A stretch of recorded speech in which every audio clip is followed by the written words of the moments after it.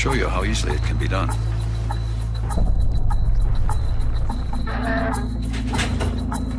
Our grandfather was a detective on one of the biggest unsolved murders in our generation. This was a child who was put to bed by her parents and never woke up. They just kept saying, no, no, ask God to raise her. Police found evidence from the beginning that in their minds pointed directly to the Ramseys.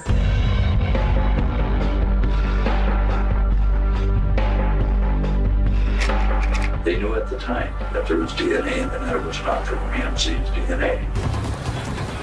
We, the media, lapped up what the Boulder Police Department wanted to tell us. All of us that wanted to pursue the intruder were being removed from the case. And he just said, I have a name, I want you to write it down.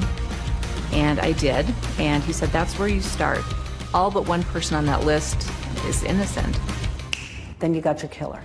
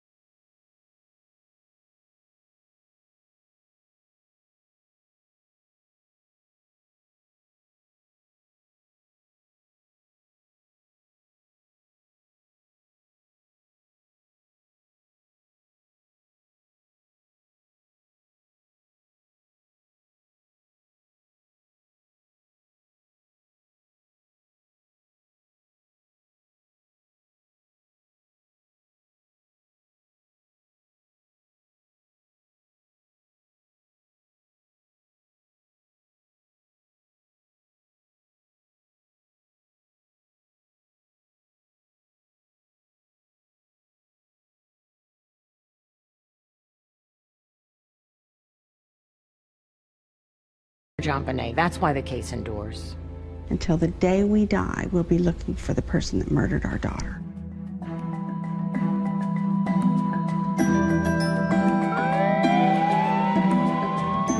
In 1996, a little girl named JonBenét Ramsey was 6 years old. She was brutally assaulted and murdered on Christmas night in the basement of her home in Boulder, Colorado. Hey guys, welcome to our first ever podcast episode. Thanks for tuning in. My name is Jessa. And I'm Lexi. And we're sisters.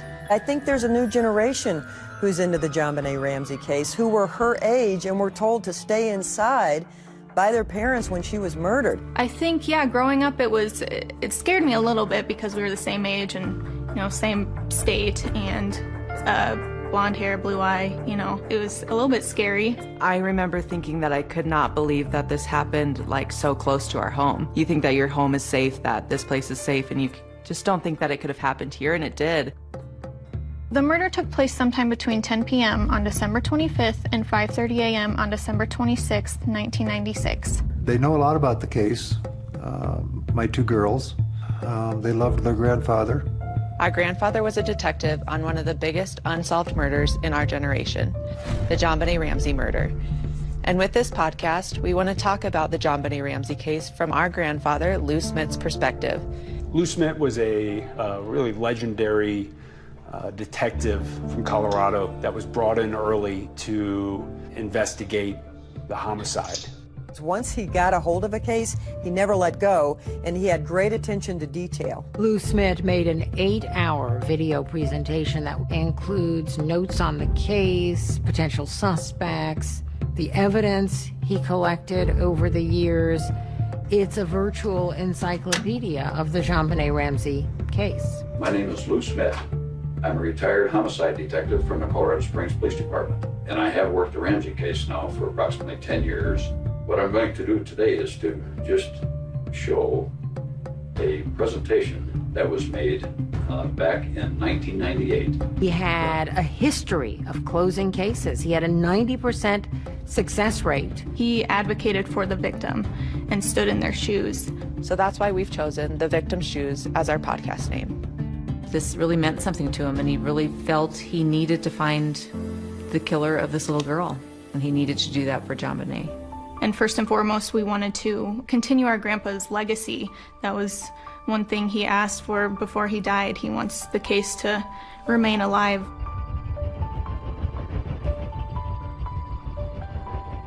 There's a saying here in Colorado that Boulder is 30 square miles of fantasy surrounded by reality. It's very wealthy, it's well-to-do. Boulder looked like something out of a storybook in many ways, especially the neighborhood in which the Ramseys lived. John and Patsy Ramsey lived in a 6,700 square feet Tudor there on 15th Street. What I'd like to do first is to just talk a little bit about the Ramsey family. John Ramsey had interest in sailing and flying. Patsy Ramsey was the mother. John and Patsy Ramsey had 2 children together. Their firstborn was Burke, 9 years old, and JonBenét, 6.5, in kindergarten. I'm a daughter. I'm a sister. I'm a friend. I'm a wife and a mother. John used to tell people that I invested in futures, the futures of my children. That's how I usually answer my occupation. My name is John Andrew Ramsey. JonBenét's half-brother. JonBenét would go around and ask everybody how their day was and what they did, and he was just an energetic and fun kid. By all accounts, they were a happy couple. Patsy was a high society woman from Atlanta. John was a smart guy who had just been nominated or voted as Entrepreneur of the Year. Patsy Ramsey was a stylish woman. She was a former beauty queen, Miss West Virginia.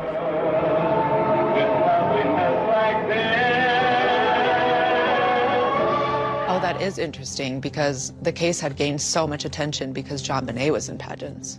By the time JonBenét was 4 years old, she was in the pageant system with big hair and lots of makeup.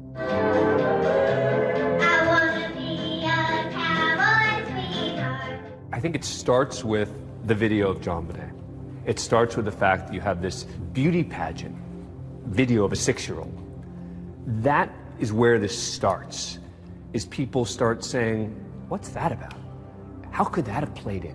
I think it also touches on parents who have young kids, like, could this happen to me? I really believe that if we hadn't seen the beauty pageant photos of JonBenét Ramsey, it might have just gone into the ether as another child murder. Hundreds of children are murdered in America every year. But this one captivated us because we saw the beauty pageant pictures. Hello, I'm Patsy Ramsey. This is JonBenét. She's 4, Burke is 7. Well, Christmas seemed to be kind of a crescendo for our family. It just became this moment that we all look forward to, and it's a day of peace and quiet. Christmas was Patsy's favorite time, and she really went all out. She had a Christmas tree for every room, and every tree had a theme. The windows were done with garland, the staircases had garland, there were red ribbons everywhere. Everything was about entertaining, and she loved people. She loved to make people feel good. And from all of us at our house to everyone at your house, Merry Christmas and the happiest of New Year's.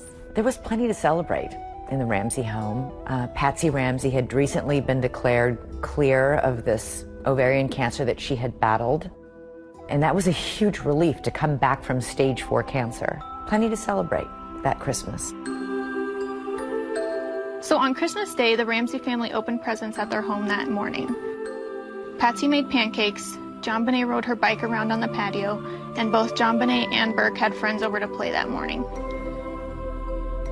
The kids went outside to play with their friends with their new presents.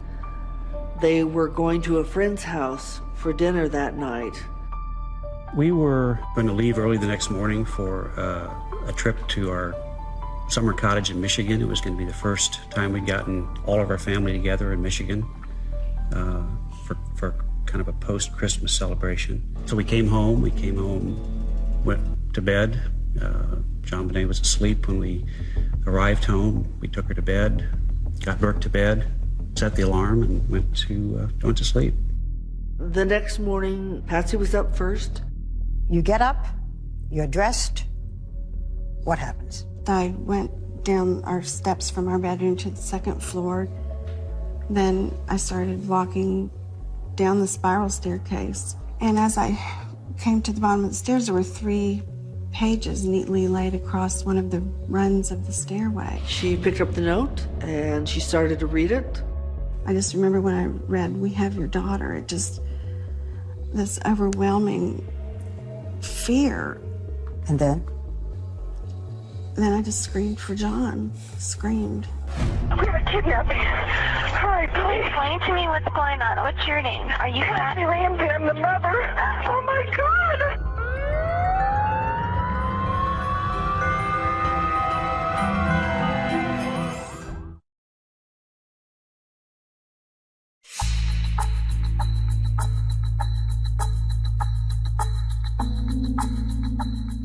911 emergency.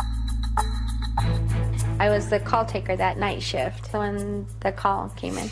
Police, what's going on? 515th Street. What's going on there, ma'am? We have a kidnapping. Hurry, please. Explain to me what's going on, okay? There's a note left and our daughter's gone. There's a ransom note here. It's a ransom note? Oh my God! Please. She's hysterical, and she says there's a kidnapping. Please. I'm sending an officer over, okay? Please. Do you know how long she's been gone? No, I don't. Please, we just got out and she's not here.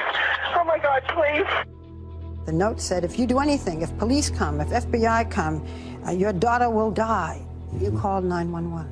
Yes, I did. I had to do something. I had to take action. And I mean, all this happened in a matter of moments. Patsy calls 911 at 5:52 a.m. and the first officer arrives at 5:55. Wow, that's fast. I know, that's really fast.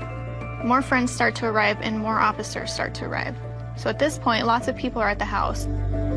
We called friends for help at that point. Your daughter is gone. Desperate. She's in the hands of a madman. My phone rang. Pam, they've got her.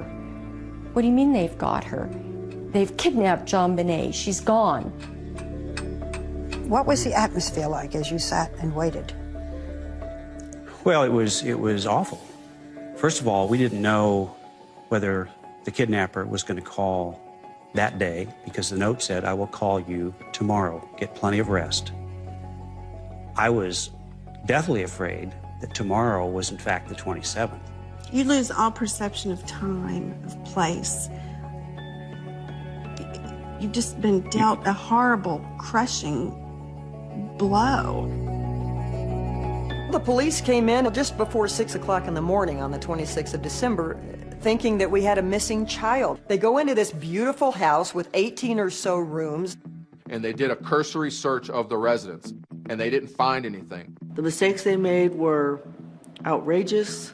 They were mystifying. They were mistake after mistake after mistake. The police did a terrible, terrible job securing that scene. And if you don't secure the scene, you don't get good evidence.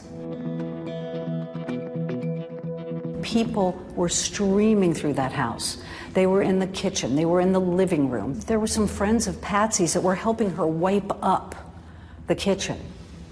There could have been fingerprints there. You had friends that were Windexing the sink and washing dishes. And People were making toast in the kitchen. And yes, a kidnapping is a crime scene, but we were so focused on getting JonBenét back. That was the task. What we have learned is that everyone should have been sequestered into an area so that people weren't roaming around the house. And that was a mistake on my part. The reason I didn't is because these people were the Ramsey's support system. There was no information at all to indicate the family was involved at that point.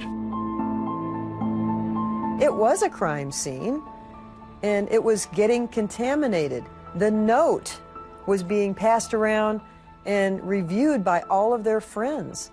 Of all of the evidence left behind, that ransom note is the most baffling. Number one, it is too damn long. A ransom note is not that long. A ransom note says, I have your child, I want $1 million, I'll call you later. This is the infamous ransom note. It begins, Mr. Ramsey, listen carefully. It was 3 pages long, and some people believe that a kidnapper that was truly kidnapping somebody would have written a very direct and to-the-point ransom note. 3 pages? What was that about? That ransom note was the War and Peace of ransom notes. Who would write a 3-page rambling ransom note other than someone trying to cover their tracks who was in the house? It's the weirdest ransom note I've ever read. You will withdraw $118,000 from your account. $100,000 will be in $100 bills and the remaining $18,000 in $20 bills. You think about this number and how is it relevant? And it's relevant because John Ramsey got a bonus from his company for $118,000. How many people knew that? I'm going to guess not a lot of people. Our grandpa compared the note to some examples that he found in movies. John? The movie Ransom was playing in Boulder. I have your son. Oh, Jesus. I want $2 million. Oh, God. In that particular movie, a fat cat industrialist, his son was kidnapped. There's a lot of the same verbiage in this note as was in even the note that was written in that particular movie. If we catch you talking to a stray dog, she dies. If you talk to anyone, I don't care if it's a Pekingese pissing against a lamppost, the girl dies. You and your family are under constant scrutiny as well as the authorities. Don't try to grow a brain, John. Do not attempt to grow a brain. Our guy's a real watcher of that particular type of movies. Dan, what does this tell you in terms of evidence? First of all, that someone felt comfortable spending the time writing this long note in the house. And whoever wrote the note is about to go from a kidnapping suspect to a murder suspect.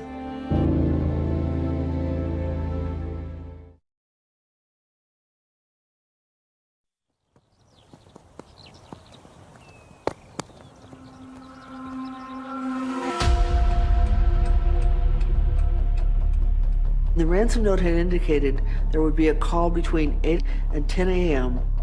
And the police had prepped me on how to respond in a phone call, and it's very important you hear JonBenét's voice.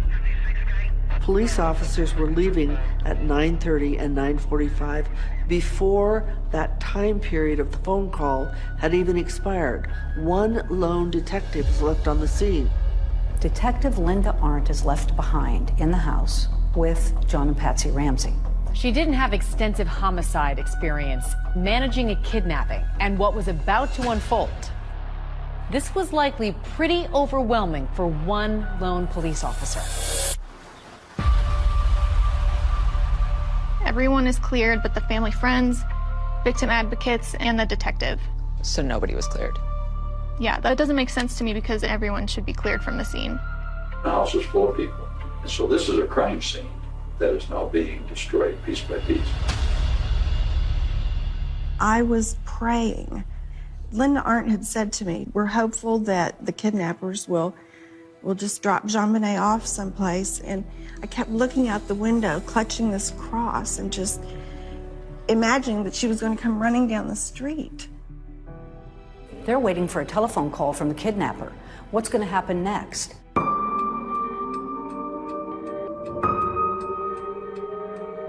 10 o'clock comes and goes, and there's no acknowledgement that the deadline imposed by the author of the ransom note is come and gone. Nobody seemed to mark it or freak out about it. She noticed John Ramsey checking his mail in the kitchen and thought that was odd.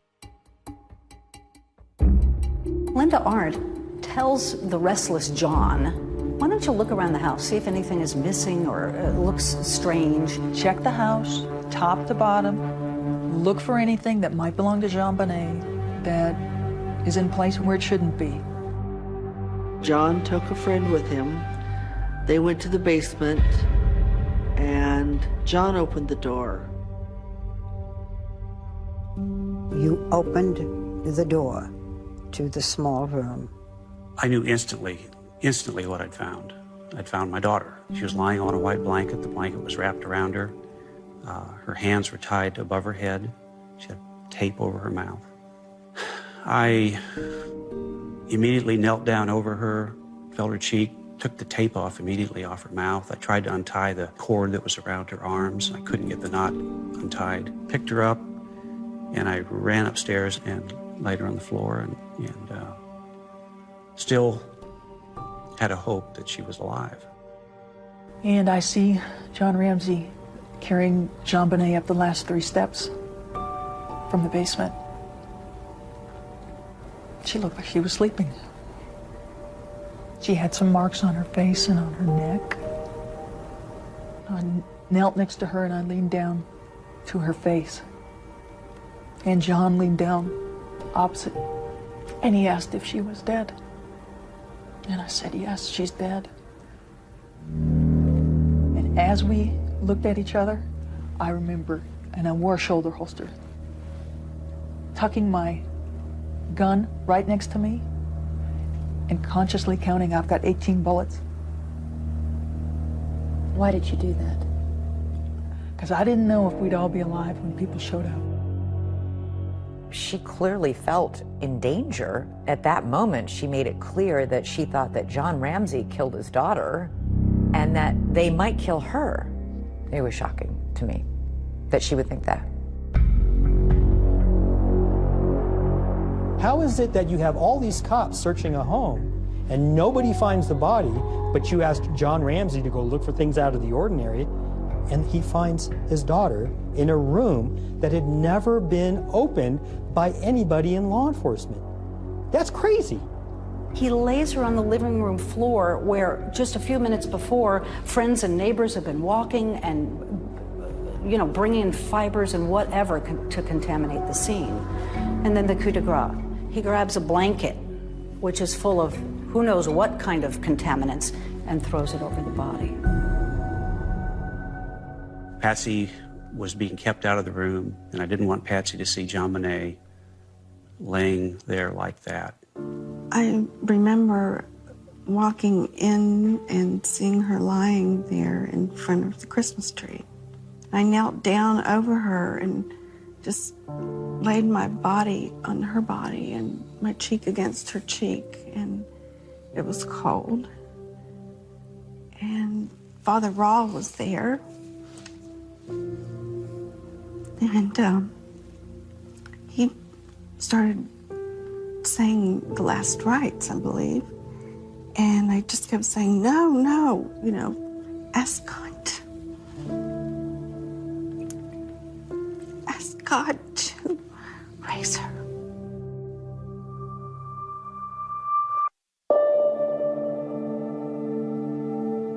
So the kidnapping of JonBenét has turned into the murder of JonBenét. JonBenét Ramsey was murdered in a horrific way. Many injuries to this little girl's body. We have the x-ray of her skull, which shows a fracture, a massive one. Right. This is an 8-inch skull fracture. So we're talking a major blunt force. This is just a massive blow. But the ultimate cause of death was strangulation with something called a garrote. Brad, what type of a weapon is a garrote? How does it work? It's a device of a string, and it's wrapped around what ends up being a piece of a paintbrush. And what happens is, as JonBenét is losing consciousness, she's leaning forward. And so this gets tighter and tighter, and you can see how it cuts into my hand. You can see exactly why it cut into her neck. And that ultimately, according to the ME, is what killed her. It seems to me that she had been attempting to to remove the ligature from around her neck. And that tells me she was alive when she was garroted. There were signs that JonBenét had also been sexually abused. The broken pieces of the paintbrush that were used for the garrote were also used to sexually assault her.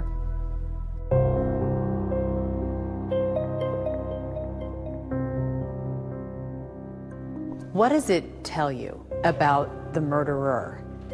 Just how vicious and awful this death was for her?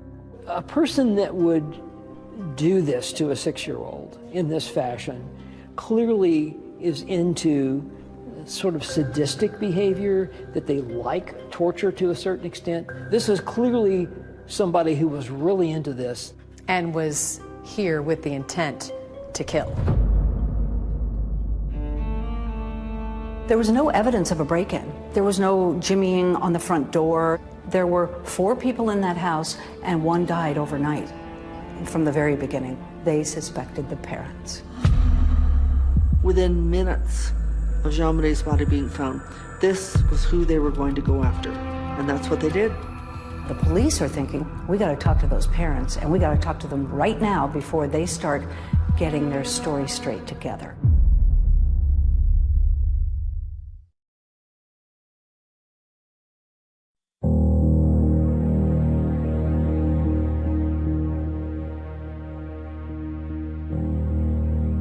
They brought JonBenét's body out past the candy canes that were decorating the front of the house, and there were only like 2 reporters outside to capture that.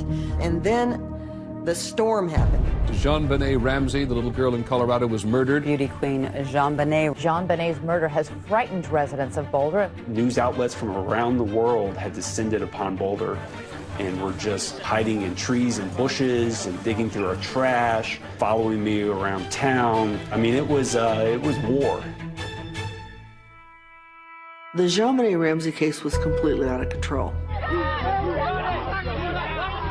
You also have to remember the O.J. Simpson case had wrapped up.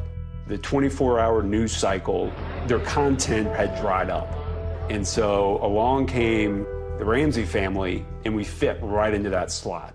JonBenét Ramsey was a precocious 6-year-old. She had been strangled to death in the basement of her own home. You have the shock, this incredibly horrendous crime,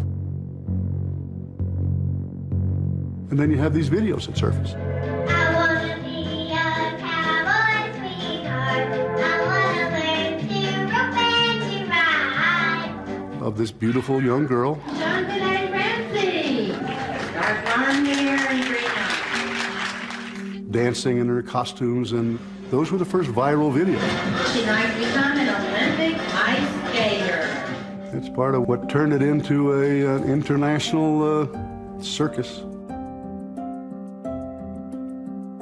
Now we have Instagram and we have Snapchat, but back then, this was one of the first moments in time where something truly went viral. This little girl's image was everywhere overnight. The biggest negative factor about John and Patsy Ramsey was that they had allowed their daughter to be in child beauty pageant contests, and people did not like them. As our grandpa stated, this was a brutal, premeditated murder, not just a little doink on the head covered up by perverted staging. It seems unimaginable to most parents out there that any parent could do something this brutal, this heinous to their own child, and yet police found evidence from the beginning that in their minds pointed directly to the Ramseys. Particularly, Amy, when you start with children of this age, when they die, tend to die at the hands of their parents. So the focus is naturally going to be on the parents to begin with.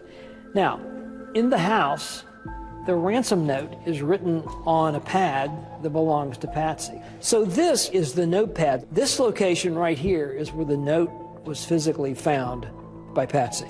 The pen that was used was in the house. So this is the garrote that was used in the murder of JonBenét, and it's a special significance because of what it was made from. Yes, it basically is an artist's paintbrush that's broken, and what's important is that it actually came from Patsy's art supply. And there were even fibers on the backside of the duct tape that had been on JonBenét's mouth from Patsy's clothing. And that was very, very important. But there are problems because Patsy lived in that house. Would those fibers have been there anyway? The police started thinking, well, maybe this is just a cover-up, that the Ramseys harmed their child some way, then panicked and tried to create basically a kidnapping scenario. Patsy and John should have been taken to the police station immediately for separate interviews, for examination of their body for defensive wounds, for collection of their clothing. That never happened. At this point, they haven't interviewed the mother or father. Not surprisingly, they're still very grief-stricken. They have not been in any kind of condition to be interviewed. A couple of days after he finds his daughter's body in the basement, police speak with John Ramsey, but this is not a formal interrogation. My father, myself, we all marched into that police station, gave blood, we gave hair, we gave fingerprints. The thing that really stuck with me is two detectives hand me their business cards, and one says narcotics officer and the other says auto theft. And I bury my head into my hands because I knew at that point we were in a bad spot. Boulder police didn't have the resources to solve a complex homicide. John interviewed with Boulder police. Patsy's doctor said she was too medicated and unable to get out of bed. The police were faced with lawyers and wealthy friends, people in the community who told the police, please give them room, they're grieving, what's the matter with you? Though the police had spoken to the Ramseys, what they really wanted to do was formally interrogate them. The police are thinking, we got to talk to those parents, and we got to talk to them right now before they start getting their story straight together. Your lawyers advised you then not to submit to police questions. Why not? People say, wouldn't you have wanted to tell them everything? Well, I don't recall that our lawyers told us that at the time. We said, yeah, we want to keep working with you, but can't you come here? We can't go out. Patsy was in bed. Patsy was barely able to move. We were perfectly willing and anxious to work with the police to find the killer. We had a higher priority at that point, and that was to bury our daughter. The family is flying the body back to Atlanta for burial. On New Year's Eve, JonBenét was laid to rest just outside of Atlanta, Georgia. This service is in loving memory of JonBenét Patricia Ramsey. We flew back to Atlanta to bury JonBenét, Atlanta being our home. Atlanta being where my oldest sister Beth is buried. We give thanks today for JonBenét, for the love that she had for her parents. I want to go back to the funeral. Whatever we do, we're gonna go through it together. We may not get far, but sure as the star, wherever we are, it's together. Wherever we are, it's together. We sang that. She and I sang that together. We'd sing it driving in the car, and we just knew that we would always be together in everything. I wanted my children to know that I was with them through thick and thin, regardless of what happened in life. Unconditional love. Oh, look at that. You can go places now. Every murder case that I've ever done, the parents are so grief-stricken, but they sometimes make a nuisance out of themselves at the police department. The Ramseys, literally the day after JonBenét's funeral, sit down for a television interview. The next thing the police knew, they were on CNN.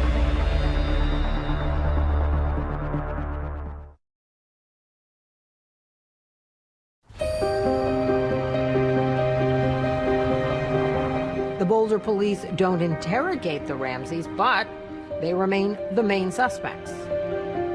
Many people found the Ramseys' behavior peculiar, suspicious, weird, off balance, and from that thought, they must be guilty. When you realized that you two were the prime suspects, what did you think? What did you feel? What did you say? Well, we were outraged. We were shocked. How could they think that? We were a normal family. I just didn't believe it. You just can't believe it. I mean, you were suffering from having lost our child. And then for someone to accuse you, it's just, you can't believe that would happen. A lot of people said, you know, if that were me, I'd be on the steps of the police department finding the murderer of my daughter. Then they go on CNN and say they didn't do it. If anyone knows anything, please help us. We've sensed from our friends that this tragedy has touched not just ourselves and our friends, but many people.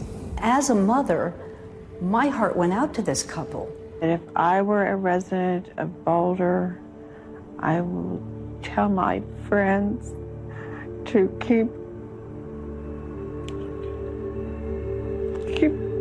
your babies close to you. There's someone out there. But my journalistic brain said to me, this isn't right.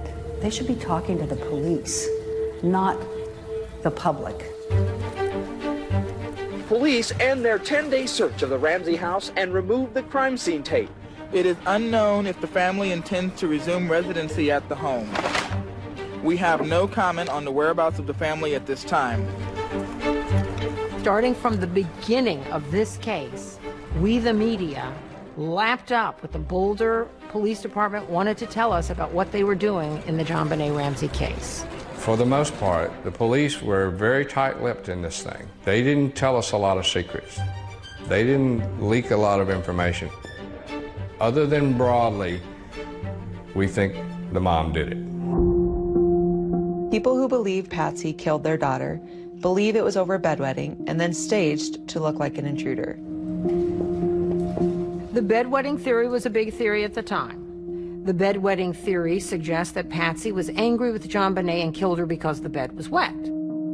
I'm a cancer survivor of stage 4 cancer. When you are standing on the brink of death with a terminal illness, your priorities suddenly line up. Bedwetting is totally insignificant. I love my children. I wouldn't harm them for anything in the world. But Americans were fascinated with the possibility that the Ramseys might have done this. What happened in that house? Did she go berserk and hurt JonBenét, by accident, not on purpose certainly? Did Burke hurt her by mistake and cause her death? It was leaked by Boulder police that it was possible that Burke Ramsey's voice was on the 911 call that Patsy had made. Patsy? The 911 operator believed that she heard an unexplained voice at the end of the 911 call. Patsy Ramsey has put the phone down, but she hasn't hung it up.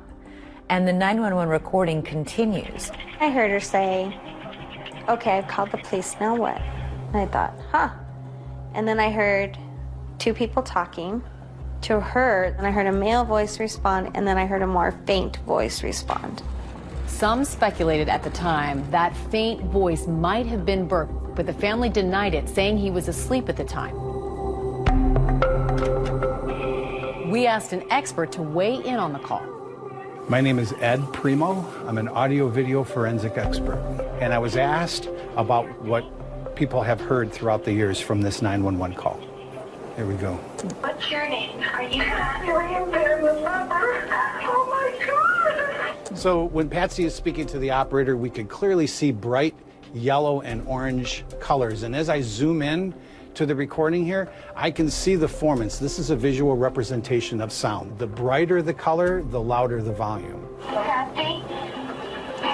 The sound changes right here, the section in question where people are hearing voices. We can see some sounds, but we don't see the formants like we saw over here. So I can't rely on those being words. There's just not enough signal-to-noise ratio in order to be able to perceive what those sounds are. They could be noise, and they could be voices. I just can't, as a scientist, arrive at a reasonable conclusion. The Secret Service and the FBI also concluded that no additional conversation is audible. I think we've given way too much weight on whether or not Burke Ramsey was present when Mom makes the 911 call. If Burke's voice was there or John Ramsey's voice is there, does that mean they're the killer?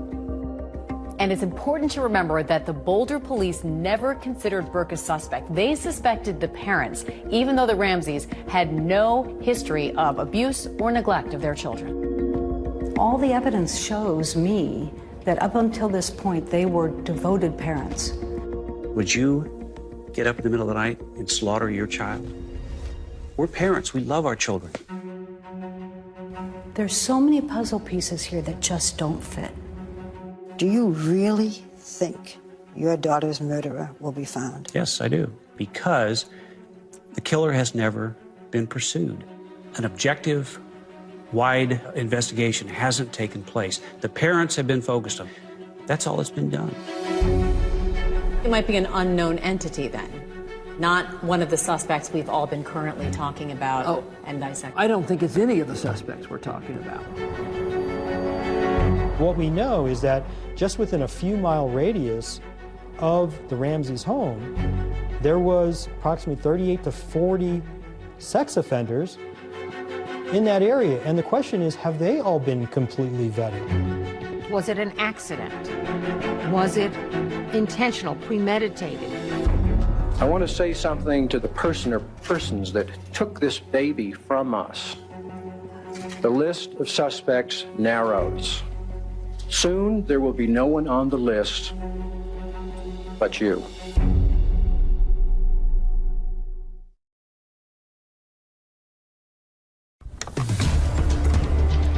Our killer is John Bonet. How many victims has he had in the past? And how many victims is he going to have in the future?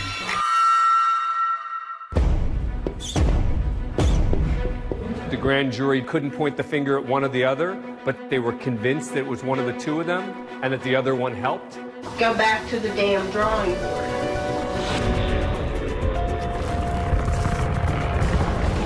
There was a person seen going across the lawn of the Ramsey house. Lou dedicated a big part of his life to finding JonBenét's murderer. Detective Lou Smith was like, whoa. He just said, I have a name. I want you to write it down. Lou took all of the information that he had and developed a database. 3 generations of my family has been involved working on the JonBenet Ramsey case. First officer arrives at 5:55. Wow, that's fast. I know, that's really fast. Lou Smith's family believes that all but one person on that list is innocent. We're in better position today than we've ever been to solve the JonBenet Ramsey case.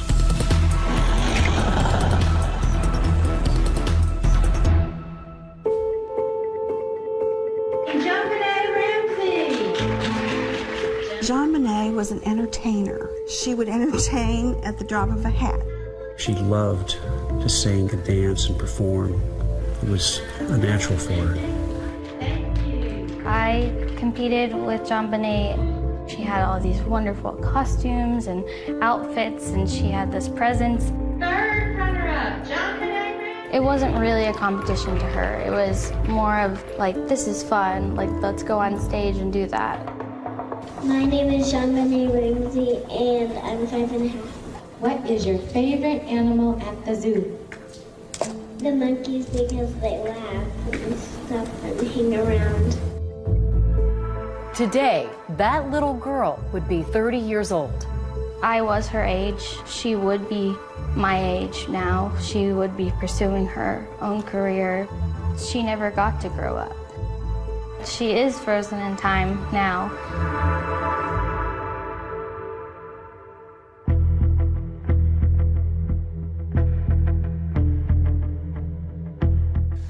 Well, the police were convinced pretty early on that Patsy and/or John were involved. And you had a district attorney's office that was saying, not so fast. And that created enormous tension between the two. Did you hear anything yesterday? I think there are some new developments. Alex Hunter, the district attorney, wanted someone to come in with fresh eyes in this case and look at it from the perspective of a defense attorney. Who might have killed JonBenet as an intruder, not just the parents, but from the outside? Boulder DA Alex Hunter brought Lou Smith out of retirement to help solve the Ramsey case. One of the great challenges is to try to do the case right. And, I think we're making efforts to meet that challenge by involving people like Lou Smit. The legendary investigator Lou Smit. He had a history of closing cases. He had such tenacity. He was a bulldog. Once he got something in his mind, once he got the reins in his teeth, he was not letting go. Lou Smit was my father. He was just known as, detective that solved cases. When he got to a murder scene, he spent time dictating everything he saw. Where the sun was in the sky, what the weather conditions were like, what the neighboring houses looked like. Our grandfather was a detective on one of the biggest unsolved murders in our generation. Prior to this case, Lou Smit had investigated over 200 homicide cases that led to arrests and convictions. Lou dedicated a big part of his life to finding JonBenét's murderer. When he started his investigation, he felt like everybody else did, that it was probably one of the two parents. It seemed as though the parents were probably involved in it. I thought this would be a fairly easy case. I thought it would be a slam dunk. And I even remember talking to my daughter. I kind of joked with her, saying that, if somebody did get in the house, it must have been Santa Claus coming down the chimney.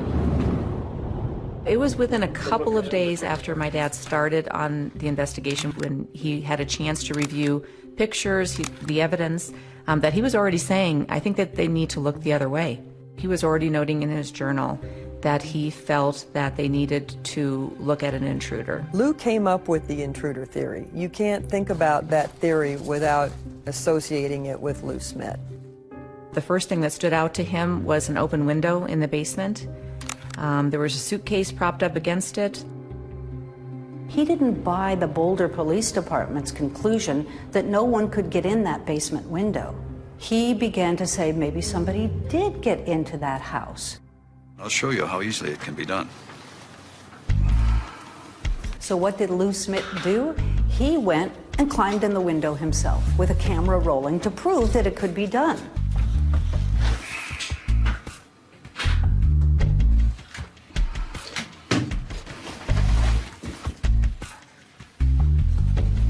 It really wasn't that difficult coming in that window.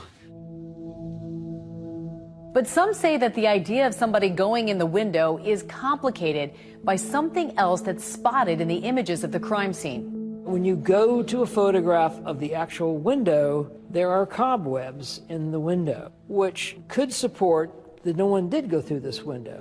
The big question is, could you have gotten through this window, this small window, without disturbing this cobweb? I think the answer to that is maybe.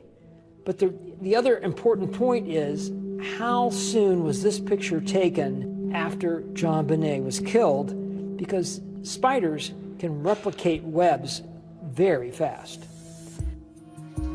Also found in the basement by JonBenét's body, a shoe print, high-tech brand that did not match any shoes in the Ramsey's house.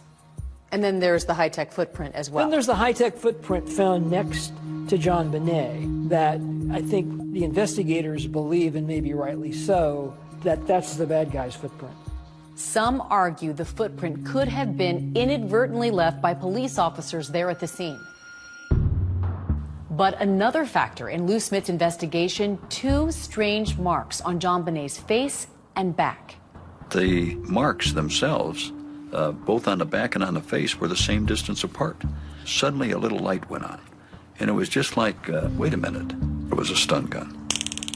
Smit looked at other murders where a stun gun was known to have been used. He examined images of a crime victim who had a known stun gun injury. And the marks are very similar to the face of JonBenet. He also looked into an experiment performed using stun guns on pigs. These marks were also the same as the marks found on JonBenet. When we did the pigs, we get perfect marks, just almost like on the back of JonBenet. This brings back our grandpa's whole motto that things are usually what they seem. Don't make it complicated. There's no reason at all for the Ramseys to use a stun gun. And the Ramseys don't have a stun gun.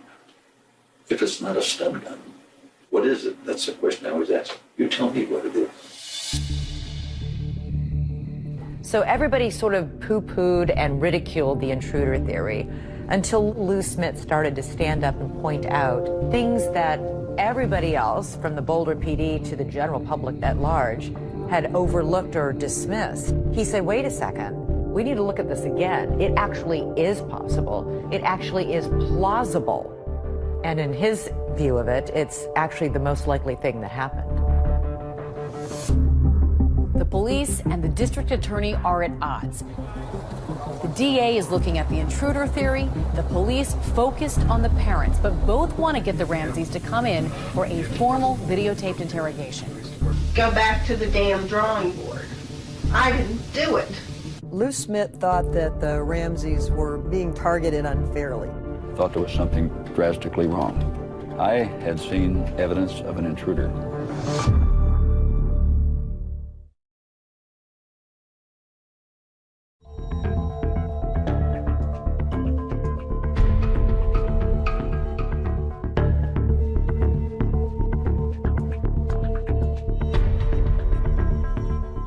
Within a few weeks of JonBenét's murder, police had an important clue: the discovery of foreign DNA on her body. Crime scene detectives discovered DNA underneath JonBenét's fingernails and in her underwear that did not match anybody in the Ramsey family. That was not something that was made public for quite a long time. They knew at the time that there was DNA in her panties, and that it was mixed foreign DNA, and that it was not from Ramsey's DNA, not Patsy's, not John's, and not Burke's. Detective Lou Smit was like, whoa, while you're pouring water all over the intruder theory, you're not revealing that you have found unidentified DNA and it doesn't match anybody in the Ramsey family. Lou is just incensed that the focus is still being, well, it could be Patsy, maybe we need to get her to confess. The Ramseys had been interrogated by police 4 months after JonBenét's death. But now authorities want the Ramseys to come in again for a formal videotaped interrogation. There were months and months of negotiations. Things about whether they could be videotaped. What are the questions going to be? Should the Boulder police be a part of it? Because the Ramseys said, we don't trust the police. We don't want them there. Ultimately, the interrogation took place at a different police department. And at the end, the Boulder police had to watch it from another building.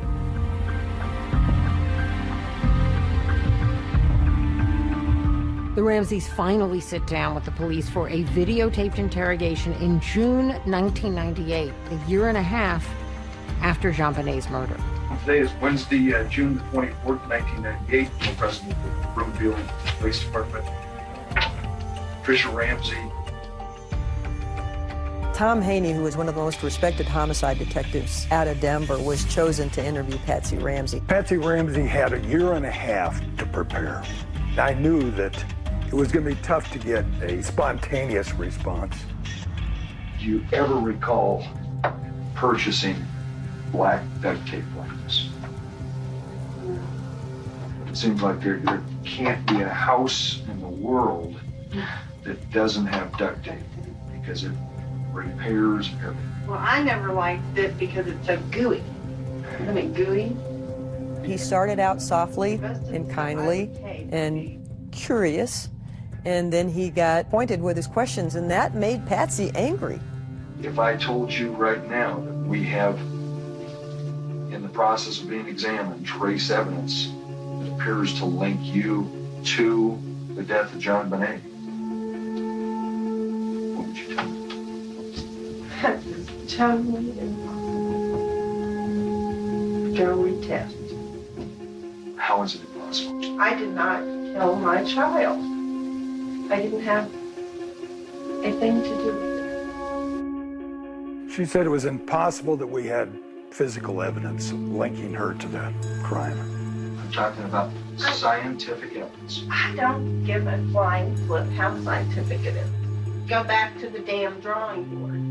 I didn't do it. John Ramsey didn't do it, and we didn't have a clue of anybody who did do it.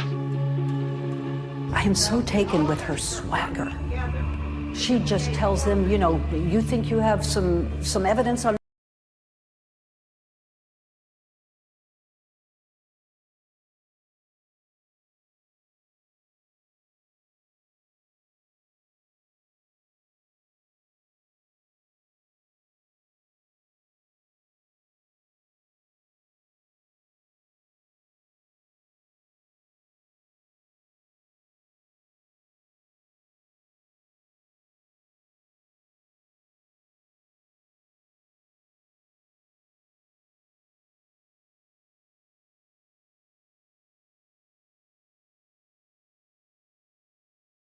the person that did this. Lou Smit was assigned to interrogate John Ramsey. When Lou interviewed someone, he pried anything out of people just by being understanding and really listening. Now, John, I know this is touching right back on a very delicate spot. Was this tape wrapped around anywhere? Was it stuck down? It was very firm across her lips. I thought John was much more measured and composed. You don't see the drama. I see a lot of pain in that man. He stopped, flipped the latch, opened the door immediately like that. Okay, and you say immediately? There was a white blanket. I just knew I found her. I think those tapes were so intriguing to watch, but the bottom line is there's nothing there that they could use to say, aha, we've got you. Both John and Patsy deny in the interrogations that anyone in their family killed JonBenét. And we want to do everything we can to help solve this case for you. My dad's conclusions after that interview were just firmed up his belief that the Ramseys had nothing to do with this murder. I'm not saying parents don't kill their kid. Parents do kill their children. So, what they're trying to say, Patsy, is their actions before, during, and after are all consistent with innocent people. They didn't do it. My dad started getting frustrated as time went on because he felt that the case against the Ramseys was being slanted where no other evidence was coming in. I thought there was something drastically wrong and that there was a gross injustice in this case. I had seen evidence of an intruder in the house that night. Lou Smit thought that the Ramseys were being targeted unfairly, and he didn't believe the police were listening to him. Smit so strongly disagrees with the prosecutor's focus on the Ramseys that he is resigning from the case, saying, "The case tells me John and Patsy Ramsey did not kill their daughter." He wrote a letter to Alex Hunter telling them that he couldn't be a part of the persecution of these people, is how he termed it. He wrote, "I intend to stand with this family and somehow help them through this and find the killer of their daughter." My dad may have resigned from the district attorney's office, but he never stopped work on the case. He walked in JonBenét's shoes, and he owed it to her, he felt, to continue his investigation.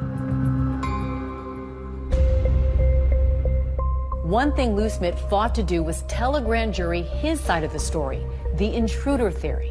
There were too many questions, in particular, that DNA in the underwear that appears to have been from a man didn't match anyone they knew of.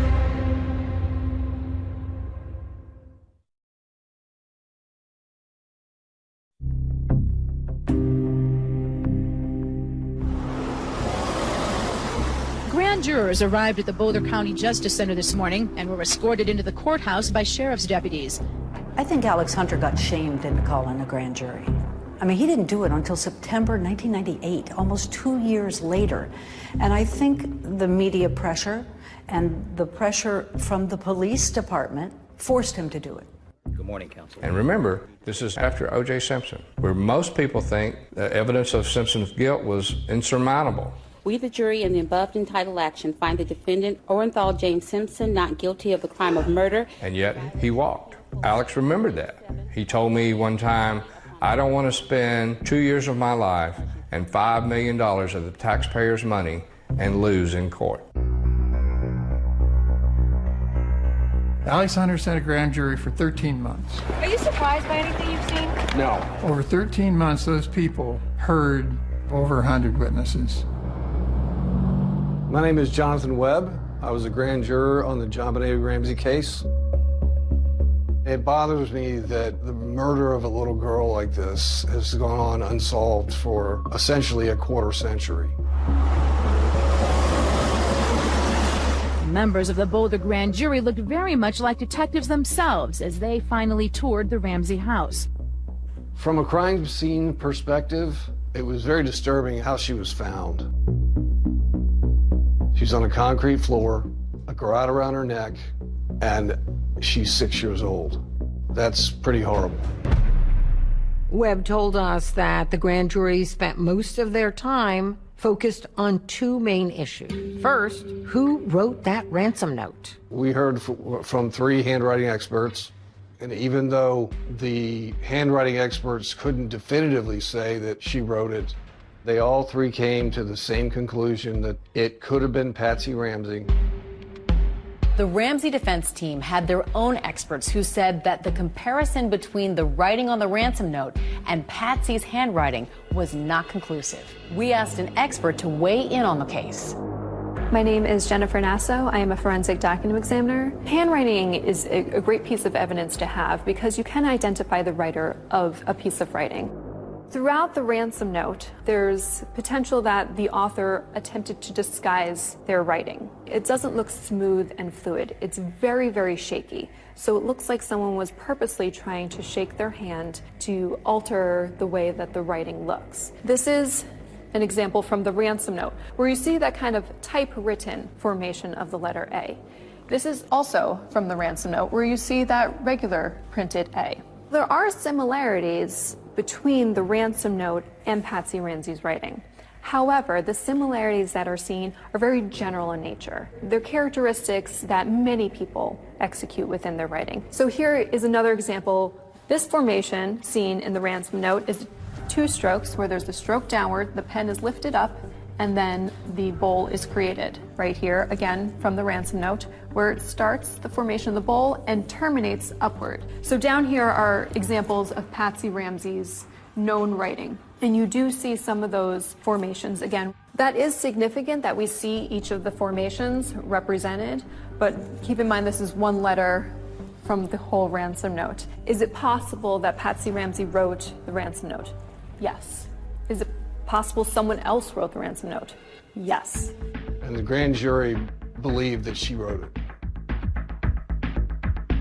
The second focus for this grand jury, according to Jonathan Webb, was the viability of the intruder theory. Smith actually presented his intruder theory to the grand jury. This is the very first photo taken of the training room basement window. The window was wide open. Now, if I was a detective, I'd have said, wow, this is entry. But the grand jury wasn't buying the intruder theory because of those cobwebs in the window. The intruder theory didn't make sense to the grand jury. The Boulder police had photographed cobwebs. So for someone to get through a small opening like that and not disturbing a cobweb would be remarkable. A grand jury does not decide guilt or innocence the way a regular jury does. The grand jury is only there to decide whether or not there is probable cause to charge the suspects with a crime. We were troubled by to what level of confidence do we need to have to vote to indict? And it's the preponderance of the evidence, which means greater than 50%. And soon after that, we voted to indict. Both Patsy and John are accused of permitting a child to be unreasonably placed in a situation which posed a threat of injury to the child's life or health, which resulted in the death of JonBenet Ramsey. And then in the other one, did unlawfully, knowingly, and feloniously render assistance to a person with intent to hinder the apprehension of the person. These two things together make it clear that the grand jury couldn't point the finger at one or the other, but that they were convinced that it was one of the two of them and that the other one helped. This is 7 News at 5. There is high anticipation in Boulder right now for a Ramsey decision, and we are about to hear an announcement from Boulder DA Alex Hunter. I and my prosecution task force believe we do not have sufficient evidence to warrant the filing of charges against anyone who has been investigated at this time. I was shocked. It's extremely unusual for a grand jury to vote to charge and the DA not charge. And you think it was the right decision? I think it was the right decision. I think no matter what you think about the case, I think that they would never have gotten a conviction. Thank you very much. There were too many questions, in particular, that DNA in the underwear that appears to have been from a man didn't match anyone they knew of. We've done all this work to try and vet the Ramseys. What work have we done to truly vet other potential suspects in this case? That's why Lou Smith continued investigating even after he resigned from the case. Lou Smith calls me cold, and I said to him, I've been praying for somebody to call and want to listen. Well, I believe a friend of mine killed her.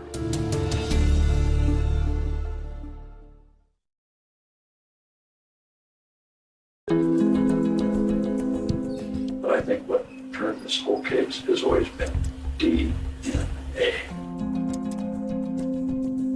The killer left behind, I believe, part of his DNA.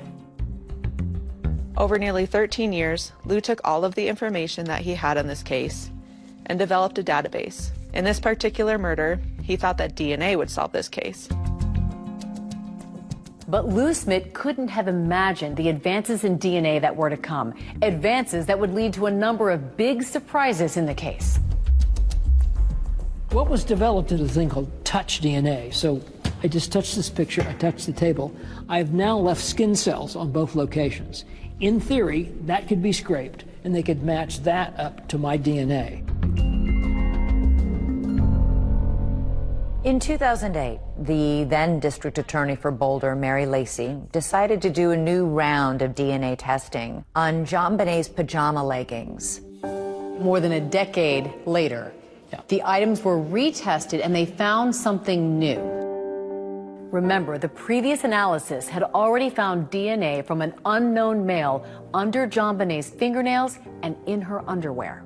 Now, this new touch DNA uncovered DNA from at least one unknown male, maybe two, on her leggings as well.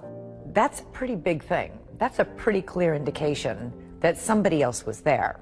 You've got DNA now in 3 places on JonBenet's body that doesn't match anybody in the Ramsey family, anybody, and nobody knows whose it is. And so I think that's what drove the district attorney to make a comment that she's basically not going to look at the family any longer. The news broke here at the district attorney's office with this incredible letter to JonBenet's father. DA Mary Lacy wrote John Ramsey, "We do not consider your immediate family, including you, your wife Patsy, and your son Burke, to be under any suspicion in the commission of this crime." John Ramsey appeared on a local newscast. We're certainly grateful for an acknowledgement that we are innocent, that this was an intruder, which of course we've always maintained. Somewhere, somehow, there may be a match to that DNA. Then you got your killer.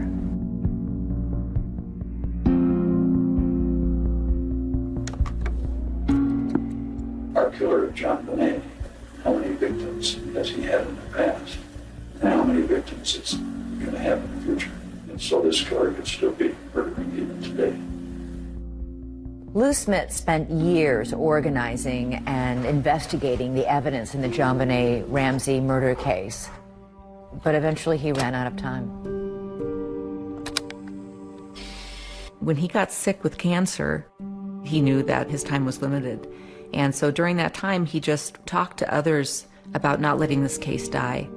He had people coming every single day, 60 to 70, 80 people a day coming to see him. And they said their goodbyes. And during that time, he would still talk about the case. I remember about the last 3 days, he had slipped into a coma, and the conversations would become one way, and I don't know if you could hear me or not.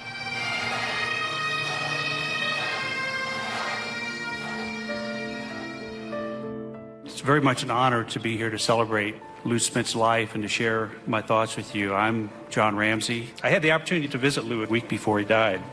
Remarkably, during that time together, Lou talked a lot about the case. He hadn't given up. He never gave up. When Lou Smith died, he passed the torch of the JonBenet Ramsey investigation onto his daughter, Cindy Mara, and she took it. And he just said, I have a name. I want you to write it down. And I did. And he said, that's where you start. You know, we'd be glad to pay that. We don't have that electronic report, so we would need Boulder to send it. After my dad died, a couple of us, our family, and then some of his old homicide partners, we just formed a team. You want to go down to number 2 because that is an in-state one. Yep. What we all share in common is that commitment to fulfill Lou's dying wish that this case doesn't die with him. And I think it's that devotion, that respect, that love for Lou is what keeps our team moving forward. There were a whole host of other possible suspects. This is Bill McReynolds, the local Santa in town. There's no way in the world that I could be involved in the death of this little girl. I adored her. What a perfect suspect. Santa Claus. Wouldn't that have just tied it all up in a nice little bow?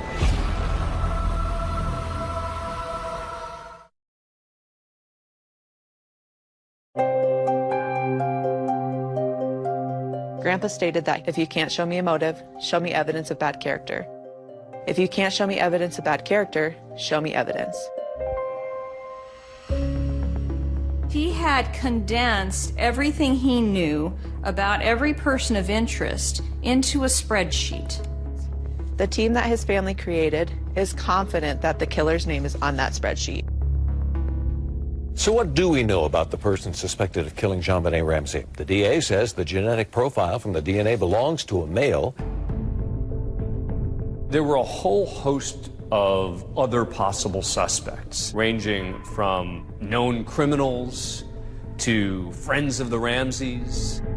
Brad, investigators looked beyond the Ramsey family. In fact, there was some speculation into potential involvement by 2 local men, correct? Correct. Here you have Gary Oliva. He was a homeless man who hung out at a church just a block and a half from the Ramseys' home. And he confessed that he killed JonBenet Ramsey. In fact, he called a friend right after she was killed, crying, sobbing, saying he'd just killed a little girl. They took a look at him, but eventually eliminated him because there is absolutely no connection between he and the Ramseys, and his DNA, they used that to eliminate him. This is Bill McReynolds, the local Santa in town. I was the Santa Claus for 3 years at their party, and I always liked the Ramsey party. So I called Patsy in particular and said it's time for our party. And apparently JonBenet had made a comment that he, Bill McReynolds, was coming to their house to see JonBenet. I think everybody thought that was a little weird. His DNA didn't match, and he's out of the picture. And then this is someone who actually gets brought up quite a bit. This is Michael Helgoth, and this was high on Lou Smith's list. Michael Helgoth was an interesting character. Lou Smith calls me cold, and I said to him, I've been praying for somebody to call and want to listen. Mike said he wanted to kill himself to get it over with, and that's one thing. And then he said that him and a partner were going to make $50,000 or $60,000 at Christmas. He wanted to crack a human skull. Michael Helgoth evidently committed suicide the day after the Boulder District Attorney threatened that, hey, we're going to find you. The list of suspects narrows. Soon there will be no one on the list but you. So he committed suicide after authorities said they were narrowing their list. Right. He had a stun gun and he had high-tech boots. Correct. Stun gun, a bit odd for people to have. High-tech boots, fairly common thing for people to have. But the real clincher would be DNA didn't match, and he has no connection to the Ramsey family. So he was ruled out. And he was ruled out. And then Brad, who could forget John Mark Carr? Of course. He made quite the headline. I love JonBenet. Died accidentally. No. Everyone probably around the world knows John Mark Carr. Her death was an accident. So you were in the basement? Yes. Problem is, he wasn't in Boulder, Colorado when she died, and his DNA didn't match. And that was it. He was ruled out. What does it say about the state of this case and the possibility of ever solving it? Well, that's a big question. We went through the people of interest, the suspects, and came up with our top 20. Take a look at it and run it through their program. What our team has been doing is focusing on collecting DNA, and testing DNA. Do you want to get in touch with them? Who wants to? I think we should make the effort. Do you want to just start like maybe in September? And since Lou has passed away, the team has been able to clear a number of people from that list. However, the work is pretty slow because of the time and expense involved in locating somebody on that sheet and obtaining their DNA and then testing it. We have asked suspects for their DNA, and in other cases we've, I guess, done it the old-fashioned way with surveillance and trickery. We've gotten together and followed people and gotten a discarded cup or some such thing. So the DNA is evolving constantly, so we're in better position today than we've ever been to solve the JonBenét Ramsey case. We are just trying to eliminate people from that list, and we just figure if we keep at it, hopefully we'll finally whittle it down to one person remaining on that list. Lou Smith's family believes that all but one person on that list is innocent.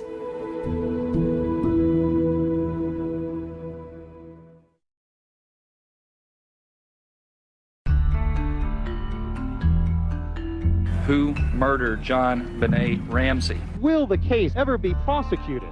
Is it still just as mysterious today as it was in 1996? Absolutely. I think it's even more mysterious now to some degree because people have moved away from John and Patsy Ramsey as possible suspects.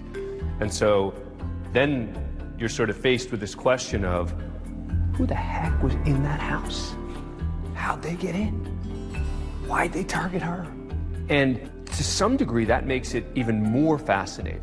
There was a person seen going across the lawn of the Ramsey house the night of the murder. Was there a killer trying to get into the house? In September, we met with the Boulder DA's office and PD. And what we presented was a confidential list of our top 20 people of interest and the list of the 8 people of interest that our team had eliminated through DNA analysis. We just don't feel at this point that they are actively investigating this case. The Boulder Police Department says the Ramsey case is an active, ongoing investigation, but they have never publicly commented on the handling of the case. This team isn't going to give up. There's a third generation. My daughters and others will continue on with this case when we end up being too old to do it.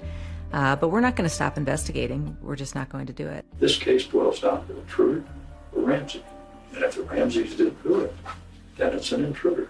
And if it's an intruder, the intruder is still out there. The case took its toll on the whole Ramsey family emotionally and financially over the years. John Ramsey would lose his job and spend millions on private investigators, lawyers, and security. There are still people today, John, 22 years later, who believe you or Patsy or Burke had something to do with the murder of JonBenét. I know that. And how could they have believed otherwise? Because that's what they were told. You know, even if we have a conviction, confession, and this person's in prison, there's going to be 5–10% of the population that still thinks we're guilty. My dad certainly suffered a tremendous amount, but I think he's focused on life today and enjoying life with his family and grandkids, and he's remarried. Patsy died from cancer in 2006. She's buried in Marietta, Georgia, next to JonBenét. In my mind, she's still my 6-year-old little girl. That's how I remember her. Every once in a while, I'll see a little child from behind, a little blonde-headed, ponytail girl, about 6 years old, and that catches me for a second because it looks like JonBenét. The family has not lost the will to fight and the will to find the killer. We work on this daily. There's a group of dedicated volunteers that work on this daily. I want the trauma to stop for the family. And if we can find the killer, then the next generation doesn't have to live with that trauma and the unknown and the speculation. The only way to do that is to find out who did it. I think it's really important for people to understand that this case can be solved. There's a narrative out there that this is an unsolved homicide, and we just have to accept that as fact. And that is not the truth. If we leverage the evidence we follow the facts, we will find this killer. I used to give people my trust, and it was theirs to lose. Everybody carries a burden. They struggle with loss or heartbreak, but everybody has to have hope. Just recognize that there could be evil around you.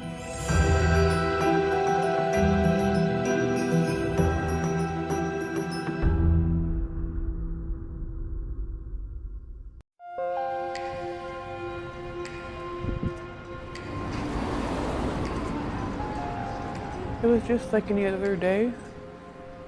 I was working doing ice cream, and it was on the same street I lived on, so it was a bike ride away.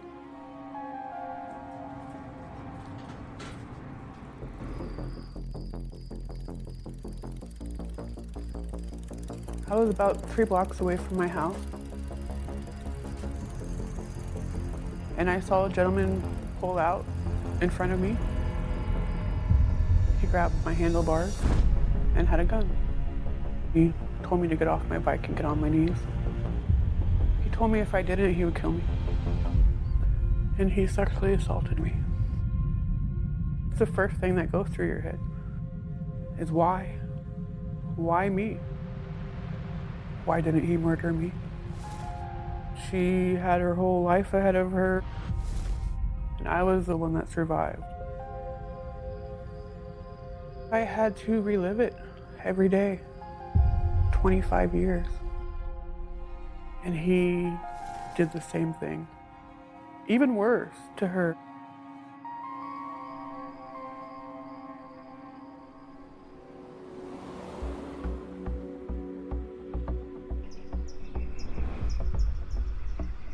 In August of 1996, Debbie Dorian had recently graduated from California State University of Fresno.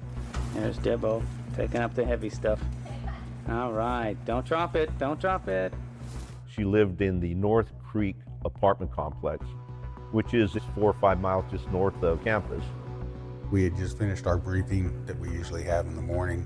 I was told that there was a female that was found in her apartment. Peter Dorian, Debbie's father, and Debbie had made plans that Debbie was to drive to Peter, her father's house, Thursday, August the 22nd. She had planned to arrive around 7 a.m. She didn't show up, so after a brief amount of time, he went to her apartment. Knocked on the door, rang the doorbell, and received no answer.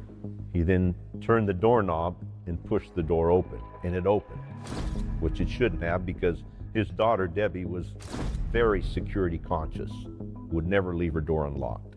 He went into the apartment, didn't see her in the living room or dining area or the kitchen, and then went towards the back part of the apartment. The TV was on, so he began to call for her and received no answer. He then began to look throughout the apartment, and he found the most horrific sight that any parent could encounter. And that was his daughter, Debbie Dorian, lying in the middle of her bedroom floor on the carpet, on her side. She was naked from the waist down. Her shirt was pulled up. Her ankles were duct taped. Her hands were duct taped behind her back.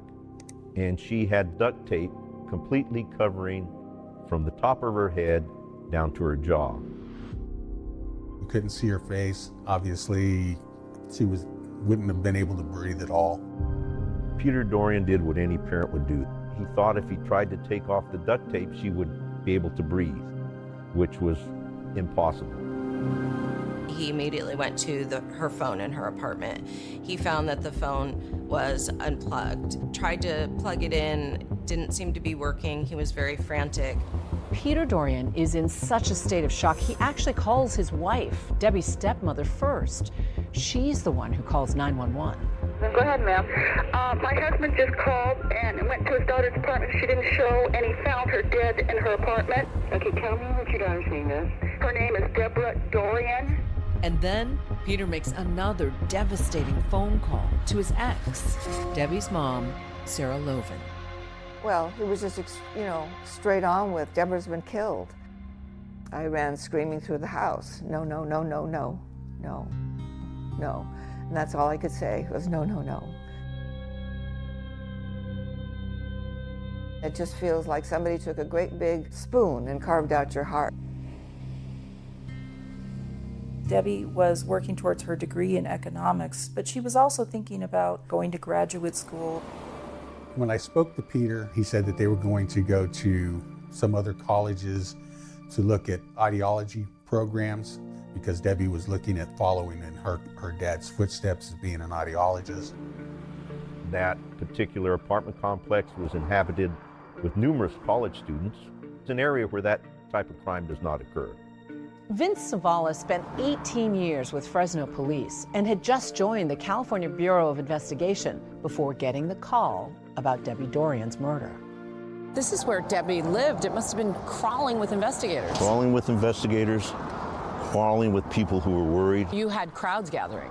There were crowds, yes. According to police, Debbie's dad found her body in her bedroom early this morning. There was no forced entry that we could see. I didn't see major disturbance in the living room or kitchen area. August 1996, my title was a scene criminalist, and I remember going to the scene. It looked like she had just made a sandwich, so the sandwich was there with some Doritos. I also remember going into the kitchen. There was a bag of Fruit Loop cereal that had been open, it was ripped open. A couple of things are possibilities. One, she knew this individual and let him in. Two, he displayed some kind of a weapon immediately, and she complied with his commands to allow him into her residence. Obviously, one of the things that does come to mind is whether or not it's a serial type of thing, mostly because of the sophistication of how she was taped. The coroner determined Debbie's cause of death was due to suffocation because the duct tape had covered her entire head.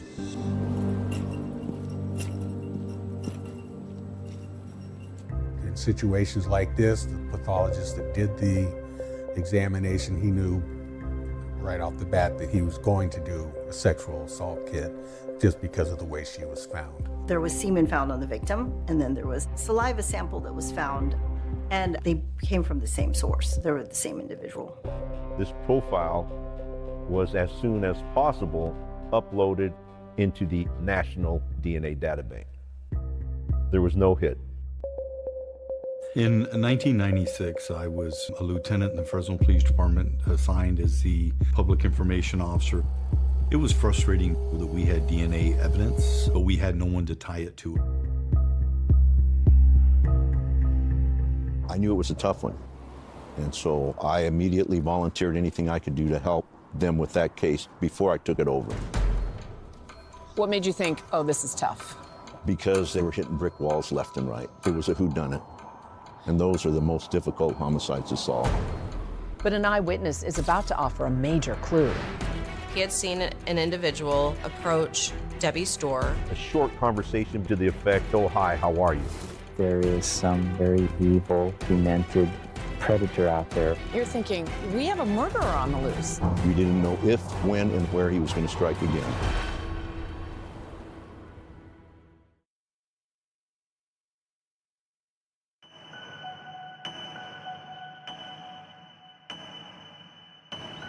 Strike it rich.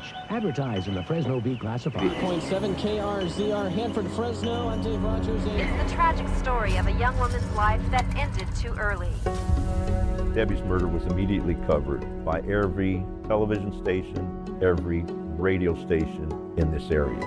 Front page news. The Debbie Dorian case definitely stayed with me.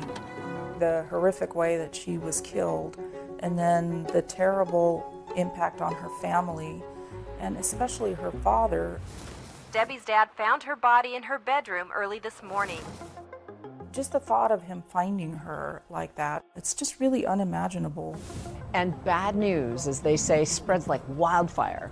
Just as the whole town is hit by the news of Debbie Dorian's murder, her childhood friends, Katina and Heather, are learning about it too. I heard it on the news. It showed her apartment, and they gave her name.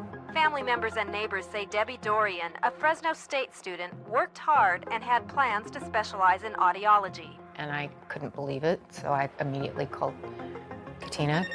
And she goes, something's happened to Debbie. And I said, Debbie who? Because it wasn't registering with me. And she goes, Debbie, you're Debbie. And she said, Debbie's been murdered. And I slammed the phone down and I lost control. The fear triggered by Debbie Dorian's murder was felt throughout the entire city of Fresno. But the hardest hit, right here, in and around the campus of Fresno State, where her fellow students were left not just grieving her loss, but grappling with their own fears for their safety. There was a bubble around Fresno State, you know, and a hush, and people were whispering, and there was a lot of fear. That's about that time blue light started going up. I mean, just the awareness started going up about not walking to your car by yourself. You know, just all the things that we tell people today just started being said right about that time. It struck fear into Fresno. Oh, yeah, definitely. Our parents were worried and everything, yeah. Fresno's a sleepy little farm town. Fresno's located in the heart of California. We like to say that we're a big city, but we have a small town feel. Not only is the temperature nice and warm in the summers, but people are wonderful here. And we have a sort of a farming, you know, mentality. And if you're not in ag, you know somebody that's in ag. We produce more agriculture in Fresno County than anyone else in the world. But we also pride ourselves on just that community feel. We really have such a sense of family that we feel that, you know, Debbie was not only the Dorian's child, but she was Fresno's child too. It's frightening to think that that this could happen to Debbie, because if it could happen to Debbie Dorian, it could have happened to any of us. You're on camera, guys! She's the daughter that so many people have, that you were afraid to let go to college because you didn't want anything bad to happen to her. She had a really bubbly personality. Always ready for a joke and a laugh. Roll time, Deb. Roller. Yeah, she was a big people person. We hung out at each other's houses a lot of girl talk. Go to the movies. We would cruise. We'd drive, waste gas. What was on the radio? I think it was CNC Music Factory, maybe. Pearl Jam, Motley Crue, Guns N' Roses. Guns N' Roses.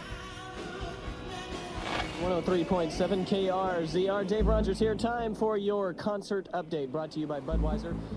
She went to Fresno State and she studied economics. She was president of the Econ Club. She sounds like the Golden Girl. Yeah. There literally is not a day that goes by that I don't think about her. We tried to determine basically what her lifestyle was like, whether or not she hung around with people who might cause or have some kind of dealings that would cause this to happen. We formed a timeline of Debbie's actions prior to her murder. Debbie was killed between roughly 12 and 4 o'clock in the afternoon on August the 20th, 1996. One of Debbie's neighbors did report that he had seen an individual approach Debbie's store, and he noticed the individual because he didn't recognize him. He wasn't somebody that was normally in the area. There appeared to be a short conversation, something to the effect, "Oh, hi, how are you?" And that's all he saw. But nobody knew who it was. They only had a description of it being a white male, a certain age and height. With no obvious signs of forced entry, detectives quickly turned their attention to any white males that Debbie knows, including her boyfriend, John Thomas. I knew he would be a suspect. I mean, it's obvious. The first people they look at are people that they care about and that they're close to. There's always that side of you that says, well, if he wasn't involved, he's going through some traumatic experiences right now. But as your job is, you have to interview him. My name is John Thomas. As of August 1996, we've been dating approximately 2.5 years. Debbie was very outgoing, very extroverted, fun to be around. I was doing contract work for the U.S. Forest Service northeast of Fresno. I left town approximately a week before she was murdered. Since a sexual assault was involved in this murder, we had to ask John Thomas some tough sexually related questions. You actually get angry because, and I know why they're asking the questions, but it's almost like a character assassination. It's hard to hear things said about this person that you love that's been murdered. We were able to determine that John Thomas, at the time of Debbie's murder, was assigned to fighting a fire in Northern California. I asked for a DNA sample from John Thomas, and he voluntarily provided one. He was eliminated as being a donor of the DNA. The last time I saw her was 10 days before she was killed. It was John's graduation. She'd had her hair done and a new outfit, and she was beautiful. That would be the last videotape of her, and they'd be some of the last pictures taken of her. It's hard to look at him today still, so. John Thomas is fully cooperating and able to offer investigators critical information about Debbie in the weeks leading up to her murder. Turns out, Debbie had been looking for a roommate. That sent up a really big red flag. She put ads and flyers up, which was pretty typical. I think a couple people had fallen through, so I know that, that could be stressful. I think she was getting desperate. She needed to get some finances so that she could pay her bills. She needed somebody soon. Could it be that someone who had come to visit her apartment did this? That became something that concerned us. She had some papers on her dining room table with names on it. A list of prospective roommates becomes a list of people of interest. She opened the door for somebody. So who was on the other side of that door?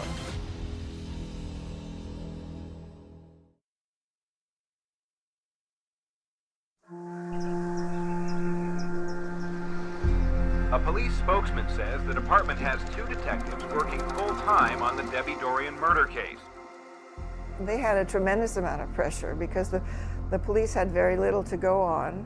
It's not usually a one-time thing. Somebody doesn't commit a one-time horrendous crime. They commit it again. And one lead jumps right to the top of the pile, her search for a roommate. She had put ads in the paper, she had posted flyers at Fresno State, and she had a list of people's names on her table. Anytime you have a list of people that you believe have had recent contact with the victim, those people are going to be persons of interest. A few of the names I remember specifically.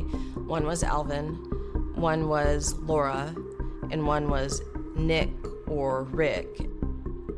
There was a person named Alvin who had actually made contact with her in person. Alvin called the police department after he heard the news and said, hey, I was supposed to rent a room from the girl that was murdered.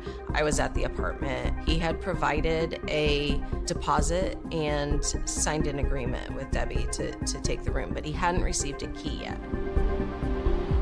Alvin doesn't fit the neighbor's description of the white man he saw outside Debbie's apartment.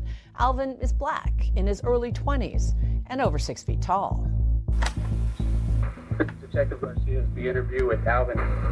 What did you do when you went there? I knocked on the door. She invited me in. What time was it that you got there? It was 6, 7. We thought it was a little unusual that she would have a male roommate.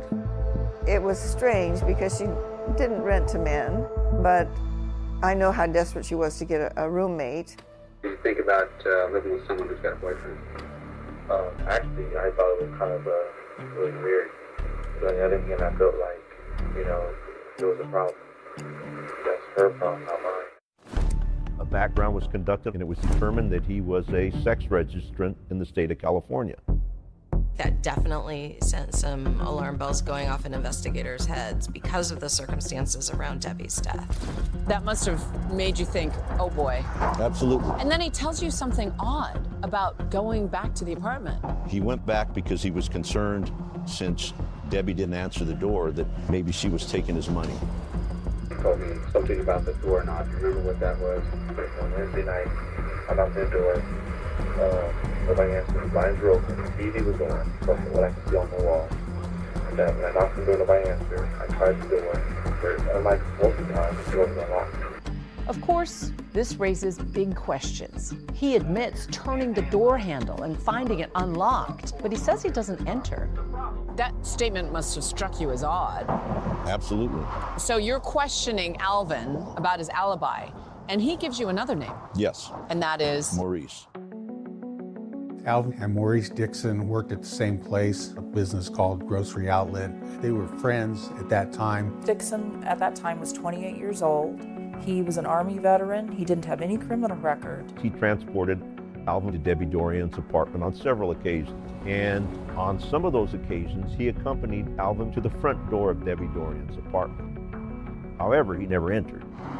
Never met Debbie Dorian, never been inside her apartment, and as I recall, never really had a conversation with her.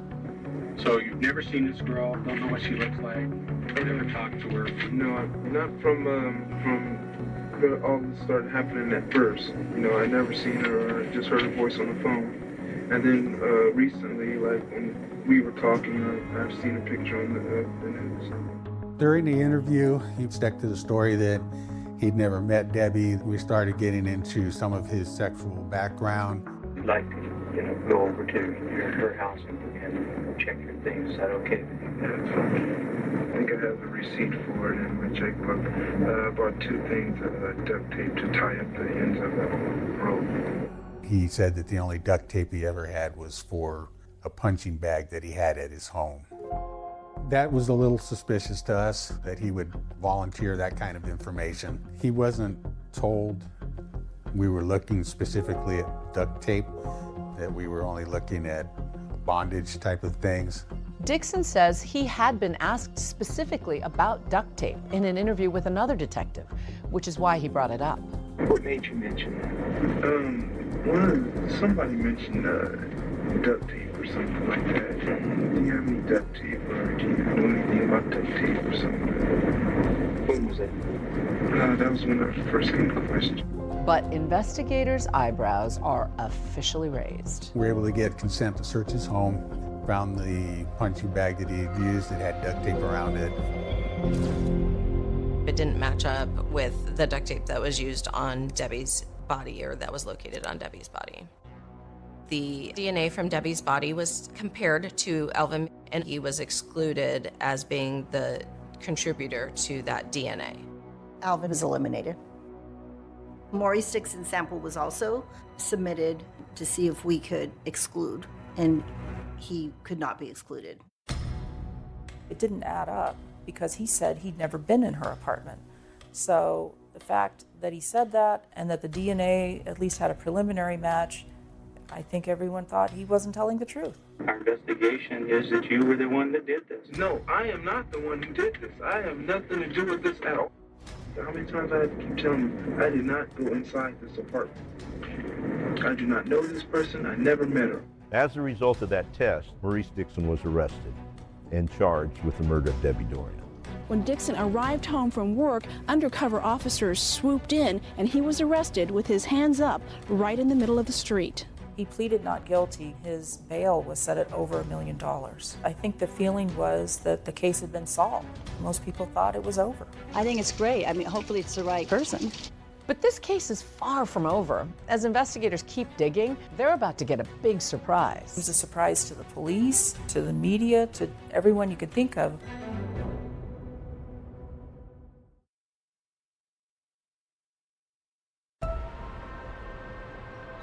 Maurice, you have to understand something, okay? You're under arrest for murder. An arrest was made in the death of Deborah Dorian. Police, out of nowhere, they made this arrest of a man named Maurice Dixon, who had gone to the apartment with his friend, who was responding to Debbie and her advertising for a roommate. Residents were shocked that he is charged with Dorian's murder. Yeah, very surprised. Yeah, this is quite neighborhood. You don't expect something like that. And like I said, especially coming from him. Now, Dixon's arrest comes just 1 year after the O.J. Simpson verdict, the so-called trial of the century. It was a vote of not guilty for O.J. Simpson and a vote of no confidence in the LAPD. LAPD guilty! At the time, the general public, especially in California, was more aware of DNA, but there was also more scrutiny of police investigations. Well, actually, I don't want to go into race, but just knowing the background of a black man in society being arrested and the scared feeling that our family had with Maurice actually being in the system, I mean, really brought a lot of anguish to our family. There was a lot of racialized tensions in the air at that time. O.J. Simpson's verdict had just come in. That came on the heels of Rodney King. Are we live? But to the people of South Central LA, that 30-hour rampage was more revolt than riot. There was a lot of pointing fingers, but the police had reason to be looking at Maurice. Oh, I definitely think there was a reason to look at him. He had been there in a very close proximity to the time that she was last heard from. And so, you know, he was definitely somebody that was on the list. Maurice Dixon walked into court shackled at the hands and feet. After Maurice Dixon was arraigned, police continued to investigate. So one of the things they did was conduct a more sophisticated DNA test. You have to remember, at that time, DNA technology was changing rapidly.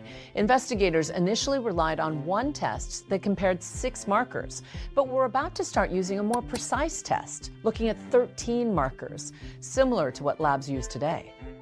It was a matter of weeks between the first test and the second DNA test, the more discriminating one. That second, more powerful test reveals the DNA from the Debbie Dorian crime scene does not match Maurice Dixon. He is cleared and all charges are dropped. Maurice Dixon had been in custody for a little more than 2 weeks. Tonight, he is free, and the investigation into the Debbie Dorian murder case returns to square one.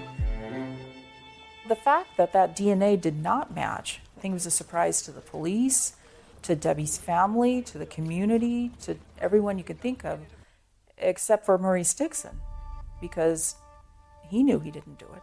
Right now, we don't want to comment at anything at this time. We're just happy that he's being released. So after Maurice Dixon was released from jail, I interviewed him. He told us that, you know, he was living with a shadow over his life, that there was this air of suspicion around him. He was potentially facing the death penalty for a crime he didn't commit. People, you know, stare at me and accusing me, but not knowing, you know, the full details of what happened. I totally understand his feelings. I understand the family's feelings, but it was all part of my investigation. We know that there's someone out there that have committed this crime, and basically the city is afraid again. We know it's hard on her family also, because they have to go through it again, waiting to see who they may arrest next. I just thought, okay, we're back to square one. We need to rethink this. I worked with children, and I didn't want to be emotionally upset when I'm working with children. So for my lunch breaks, I go and cry for 20 minutes, and then I'd come back and we're okay for a while. You know, I just had to keep going, yeah. Our future's been taken away. We will not see a wedding. We will not see grandchildren. She will not get to have a life. The one thing we can do, and the one thing we strive to do, is to get the person who did this. Every time something like this happens, it's like pulling the scab off a wound. Peter Dorian, her father, was very committed to keeping the case in the mind of the community, in the mind of media.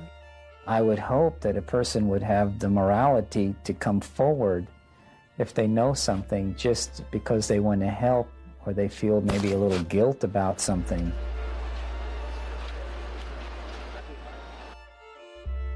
We put flyers everywhere.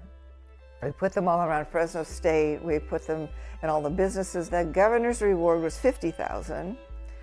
Then our family reward was $10,000. So it's quite a big reward. I can't live with myself unless we've done everything we can do to help solve the crime. He was very active at first. I think it became so overwhelming that it just hurt too much to keep going. And so he decided he would retreat. I remember receiving a telephone call from Peter, and he told me, he says, Vince, he says, I can't do it anymore. She'll forever be in my heart, but I cannot hold out hope any longer. But Debbie's mom, Sarah, pushes forward, holding investigator Vince Zavala to a promise. I made a commitment to her. I would never quit. And she asked me, well, what about when you retire? I says, well, I won't retire. I won't retire until I solve it. I've been a law enforcement officer for a little over 40 years, and I farmed all those 40 years in addition to working. With a cold case, you pour your heart and your soul into it and all the time you have, and hopefully you solve the case. It entails a lot of patience, just like farming.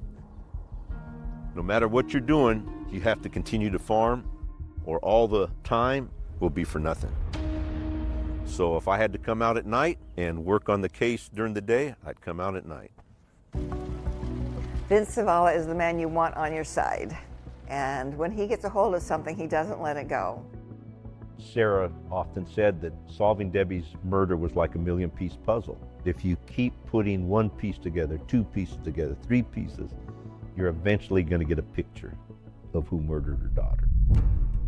And some of those pieces are about to fall into place. Fresno police are looking for a Caucasian male in his late 20s, early 30s. Thanks to a string of terrifying attacks just an hour from Fresno. We feel he's a predator. He could strike at any time. This was a person who was repeating. And then the break investigators have been waiting for. This guy is still around. We've got a shot at getting this guy down.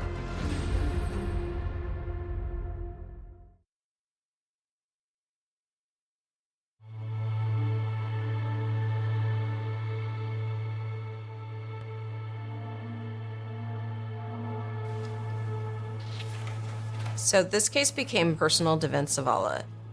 He was determined to find Debbie's killer. Some of the investigators on this case continue doggedly to work on it. That's Fresno. You know the Fresno PD never gave up. You know how frustrating it must be for them to just wake up every day and not know who did it, why did they do it, how did they do it. Were there moments where you lost hope of solving the crime? I never lost hope. I always had faith, but there were many, many times I was frustrated. It stayed with the department, stayed with me, even to this day. There was this desire to solve the case, but we needed evidence. Our investigation of the murder of Debbie Dorian focused basically on the Fresno area.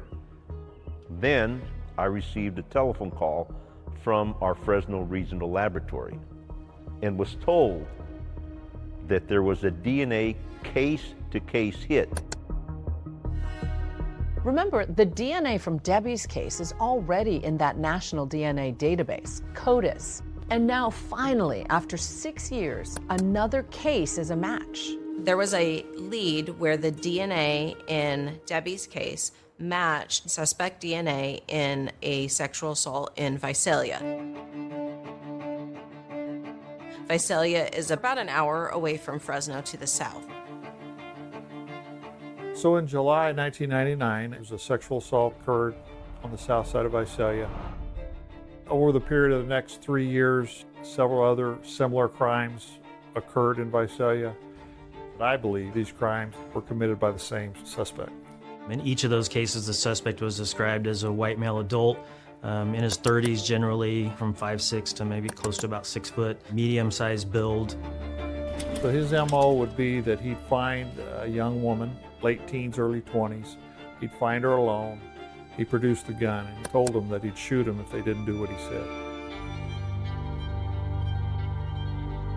He was described as either wearing a bandana over his face or he was wearing a hoodie with the hood pulled up over his face. The victims described him as wearing black pants and black shoes, which eventually led us to think that maybe he was involved in the restaurant business. Police aren't able to collect physical evidence from every assault, but in one case, they get lucky, collecting DNA from the suspect that will become the critical puzzle piece linking these assaults to Debbie Dorian's murder. Jane Doe, number 1, was riding her bike home from work. A man approached her with a gun. Tells her to get on her knees, fondles her under her clothing. She was able to show investigators where the sexual assault took place, so they were able to collect DNA from that area. And now they know that whoever left that DNA is also the person who murdered Debbie Dorian. They just don't know who it is. It brought it to a whole new level because now we got a guy that is running around in the Visalia area that has killed before. It gets everybody's attention.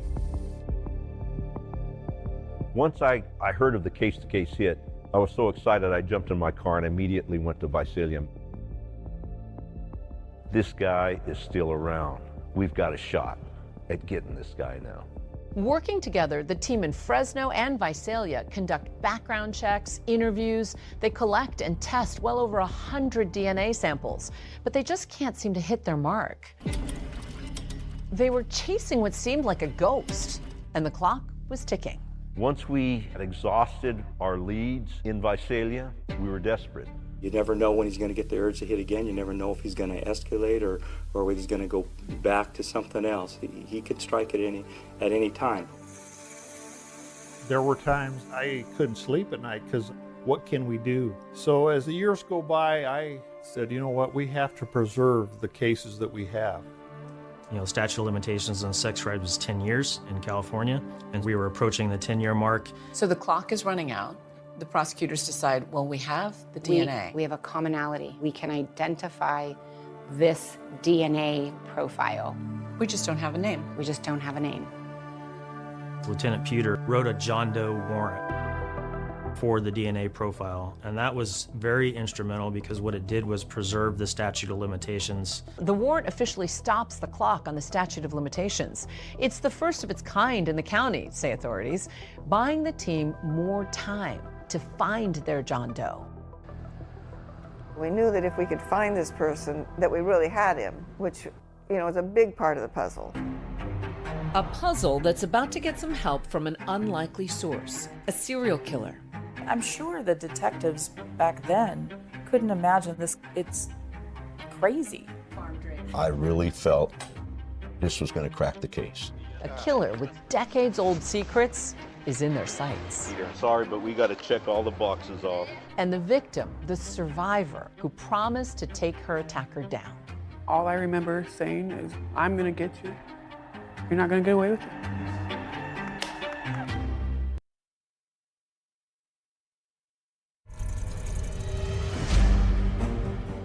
What went through your head when you realized the man who assaulted you is also charged with murdering somebody? Why didn't he murder me?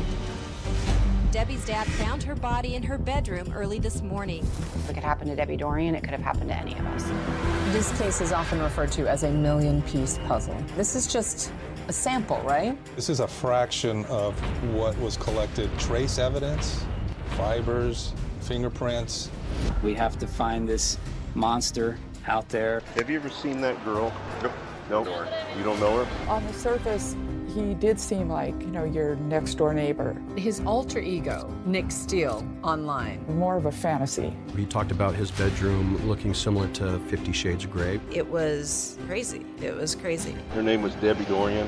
You didn't kill her, did you? Here's this boogeyman of your nightmares, and yet everyone described him as the guy who could be your neighbor. Who was your neighbor?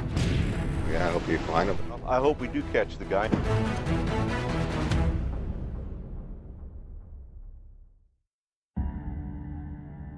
Here in this quiet city of Visalia, nestled in the Sierra Nevadas, the same man who brutally murdered 22-year-old Debbie Dorian begins a brazen string of sexual assaults against other women. One of them is attacked riding her bike home from work. One tries to escape the predator by cutting through a field. And another, just a high school student at the time, attacked as she was walking home from school. Another is assaulted here while waiting for a bus. All of these women's identities have been shielded from the public by law enforcement, each of them referred to simply as Jane Doe. But tonight, for the first time, one of these brave survivors is stepping out of the shadows. We're rolling. You were Jane Doe #1 for many years. Yeah. But you're comfortable now with saying at least your first name. At least my first name, yeah. And you're comfortable going on camera. I wasn't for a long time.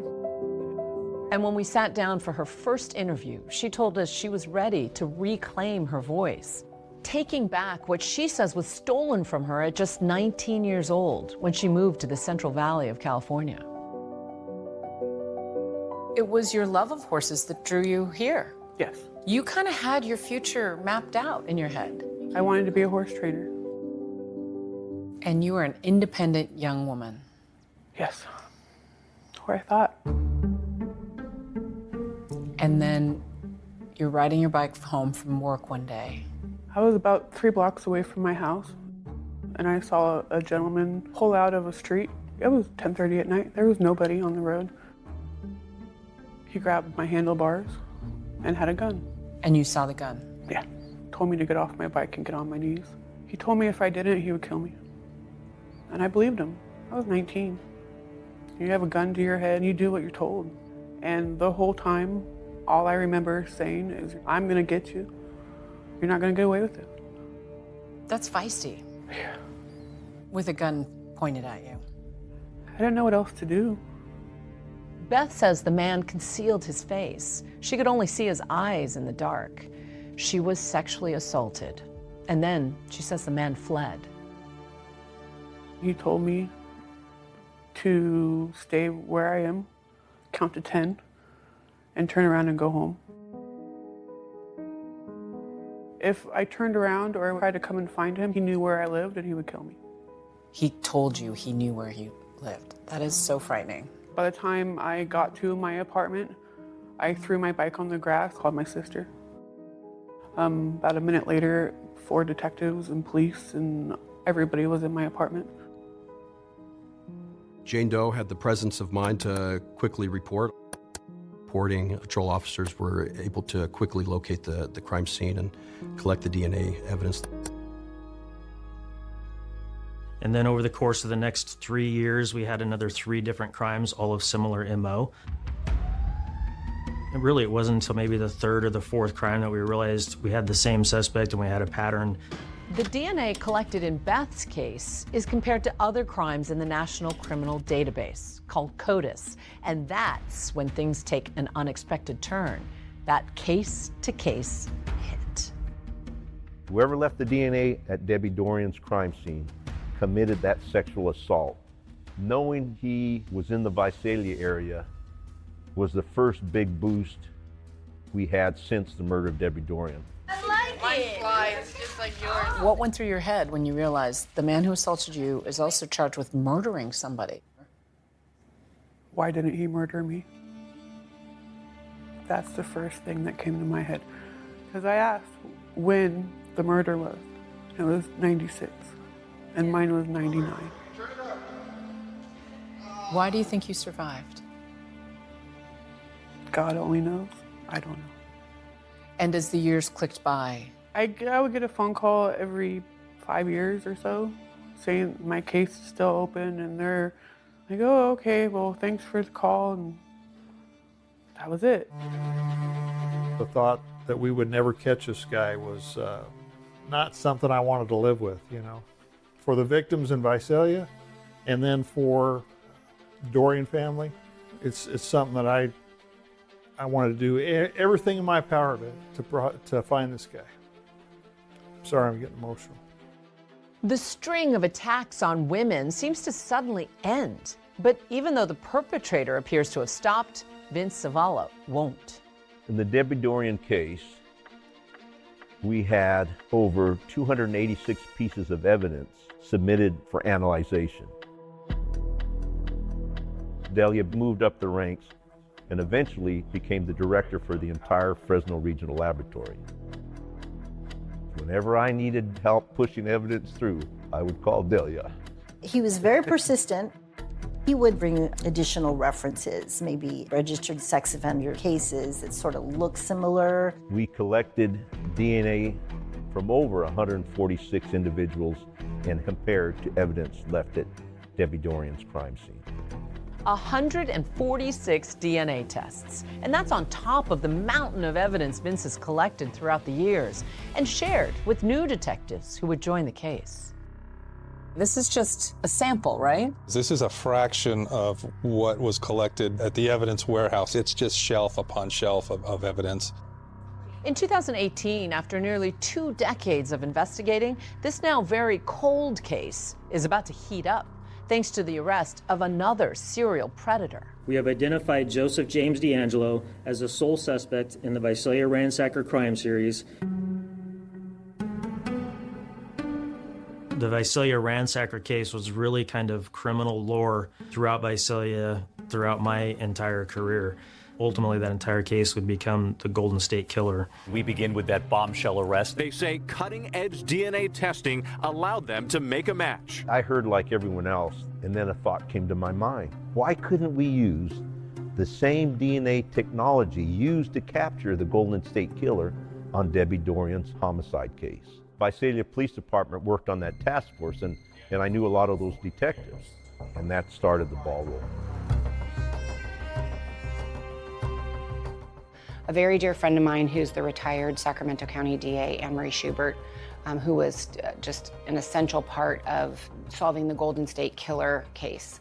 We found the needle in the haystack, and it was right here in Sacramento. She called me and said, hey, we need to come down to Fresno because this technology is amazing. I'll bring my staff. And so then we started to work together with them. Sacramento County, their DA's office, gave us a blueprint how to move forward with this new investigative technique. They are able to come up with family members who are likely to be related to this suspect. You can build out essentially a family tree and then start investigating backwards to see who are the relatives that could potentially be a suspect. Within maybe a week, we got a lead. And bells start to go off. Exactly. A witness had seen a suspicious male outside of Debbie's apartment on the day in question. And as I read that description and I'm looking at the photograph of the suspect, I'm like, this is our guy. This really is. The picture matched up to the descriptions. I'm like Mark, it was like, this is him. Now 567 to the arrest team, stand by.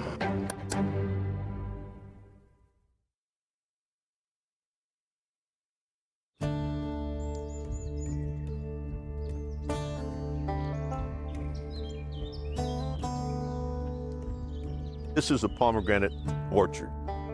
This is what I farm. I've been farming probably a good majority of my life.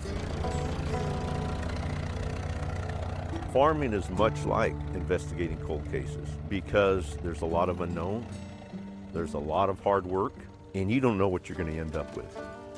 You got to be very patient, watch it grow, and hopefully you get fruit. After nearly 40 years of being a detective and a farmer, the time finally comes for Vince Zavala to retire from his day job. But there is one unsolved case he can't let go of. It was tearing at your heart. Absolutely, but I'd made a promise to Sarah.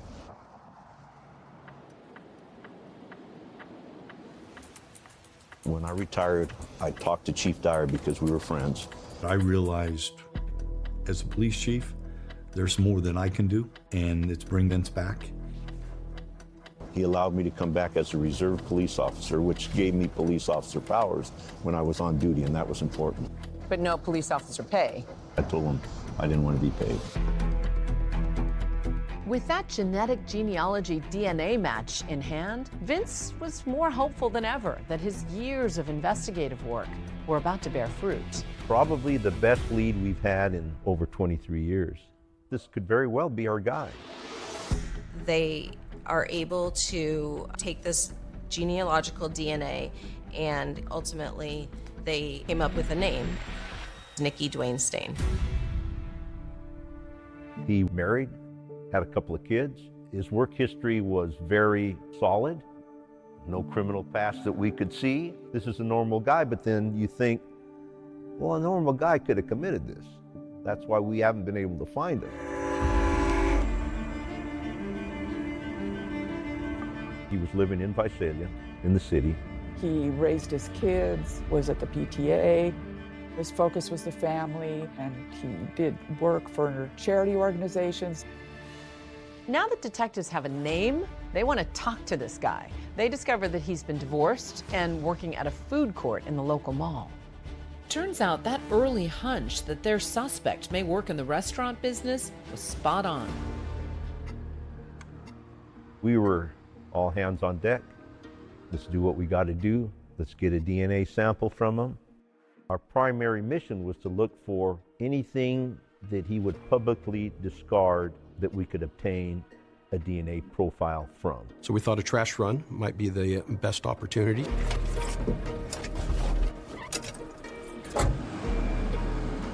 My partner and I dressed down in plain clothes, put on a vest as if we were part of solid waste. We removed the trash cans from the street and replaced them with the empty trash cans. It's called a surreptitious trash dump because once he throws it away outside on the street, it's free game. We found male razor blades that appeared used and were discarded, and so we sent that up to be tested to see if it had any DNA on it. I was excited, but I'd been excited before, so that kept me from totally jumping in. But 2 weeks later, his phone rings. I was at home. It was the middle of the day. I put it on speakerphone. I said, hey, Vince, you got to sit down because I have news. We got the guy. It's him. My wife was close to me. Once she heard it, she cried. So did I.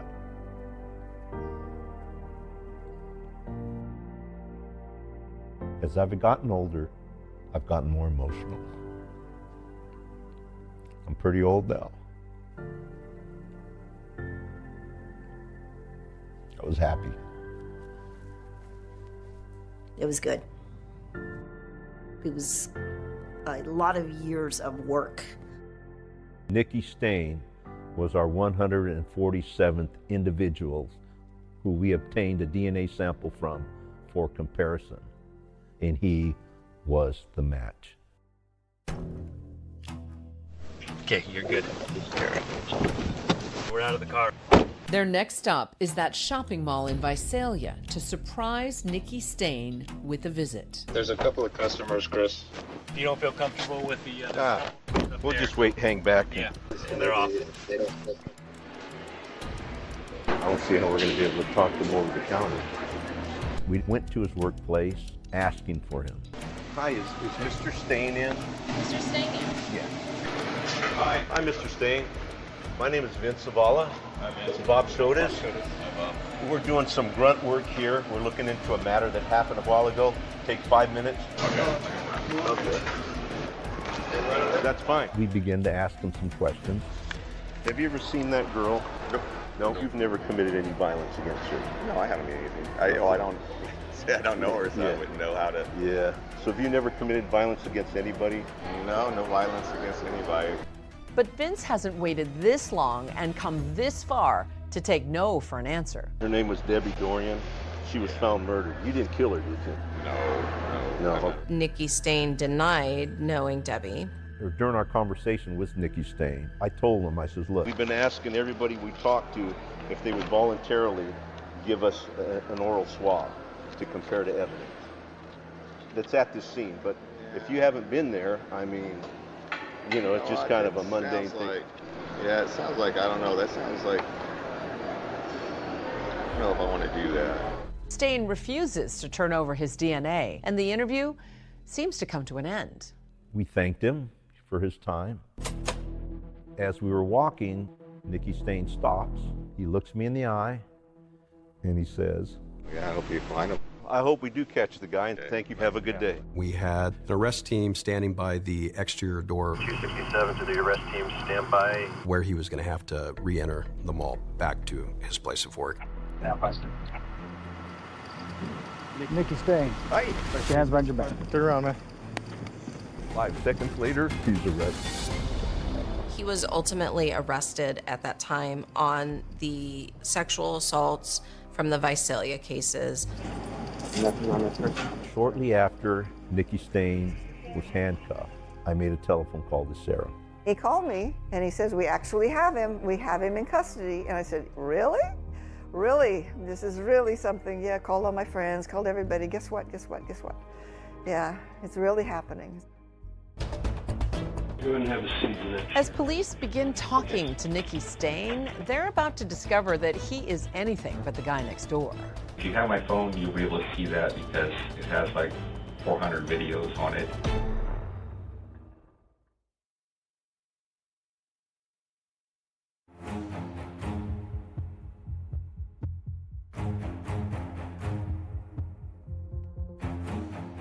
Turn around, man. After Nikki Stain is arrested for the sexual assaults in Visalia, he's brought into the police department to be questioned. Go ahead and have a seat in that chair right over here. Okay. And to the surprise of detectives, he seems to have a lot to say. Nick, do you know why you're here today? Yeah, I do know why I'm here. From the beginning of the interview, he knew why he was there for the Visalia cases, and we just let him talk. I know I've done a couple things that here in Visalia that I shouldn't have done. So when you say a couple things in Visalia, what are the couple things that you're talking about? Oh, there's a couple times that I approached women that out on the street that and stuff and coerced them into having some kind of oral. And so those are things I shouldn't have done. Against their will? Yes. Detectives then walk Nikki Stain through each of the sexual assaults he's accused of. Suspect pulled sweatshirt over his face and then placed handgun in her side. He escorted the victim and concealed their location behind some bushes. Requested the victim unbutton her shirt. That might have happened. I think that one happened. She was standing alone waiting to catch a bus. Suspect approached the victim. Suspect told the victim not to run or he would kill her. I say that sounds like me, but I don't think that was me. The worst thing that any defense attorney can hear is when you're questioned about a crime, it's like, well, I don't know, but it sounds like me. Do you recall what you wore during those? I recall wearing a hoodie or something like that. With my demeanor, I think really brought some comfort to him to really open up about our sexual assault cases. So, I kind of like had some bad things that go on in my life, and I could say that I've had a problem with I guess, sex or sex addiction. If you have my phone, you'll be able to see that because it has like 400 videos on it of probably 100 different women. During my interview, he did mention that he began sleeping with prostitutes starting in high school all the way up until his arrest. I had so many encounters with women. I'm talking about like paid for encounters or this or that, or like start chatting with them and then all the next thing we know we're doing something. He did brag, seemed proud about his sexual promiscuity with prostitutes. I'm a single guy for the last 2 years, and it seems like really the only women that pay me any attention are the younger ones. He was happy to talk about himself and all the sexual things that he had done in his past. It was crazy. It was crazy. I'll tell you the truth, I don't really think that hiring an escort or having a sugar babe or anything like that, I personally don't think that that's a wrong thing.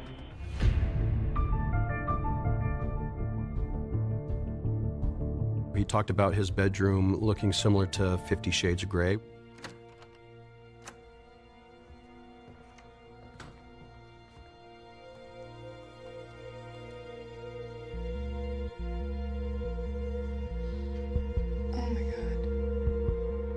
I had saw pictures of those types of dark rooms on the internet. I said I wanted to paint it that way. Now everybody who sees it says it's great. When they did the search, and he had these silk robes in his closet and sex toys. During our investigation, we learned that Nikki Stain was operating an Airbnb operation out of his home. He would also rent rooms out to younger females. He talked about providing for these young females.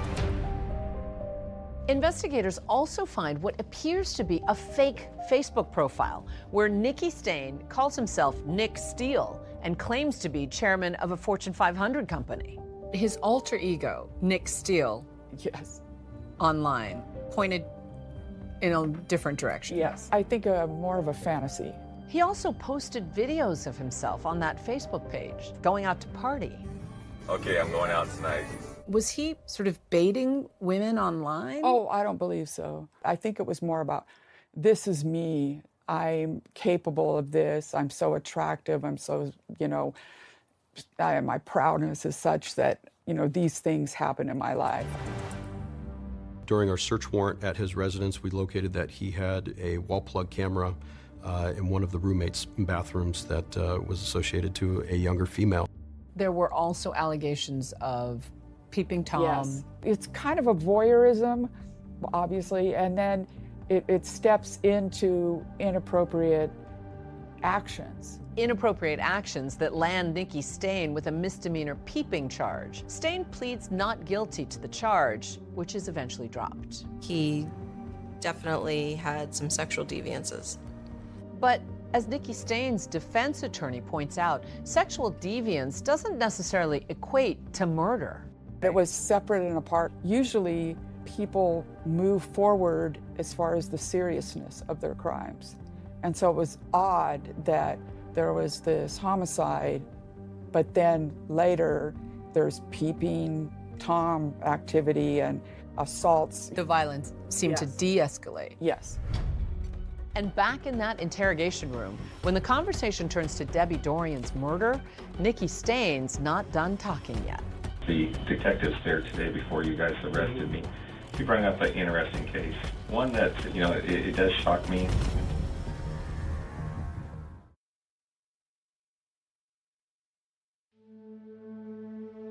When detectives show up at the mall to confront Nicky Stain at his workplace, they ask him about Debbie Dorian. He claims he's never seen her before. Have you ever seen that girl? Nope. You don't know her? Okay. But when they get him into the interrogation room, he has a different story. The detectives there today before you guys arrested me, he brought up an interesting case. I was with that girl, several times and stuff like that. You were? Yes, I was. So, to be honest with you, she was, I picked her up in Fresno there on the street there at one time. After I dropped her off, I thought that was going to be the last time I seen of her. Okay. And then she, found her way to my workplace, on other occasions and asked me if I, would want to again.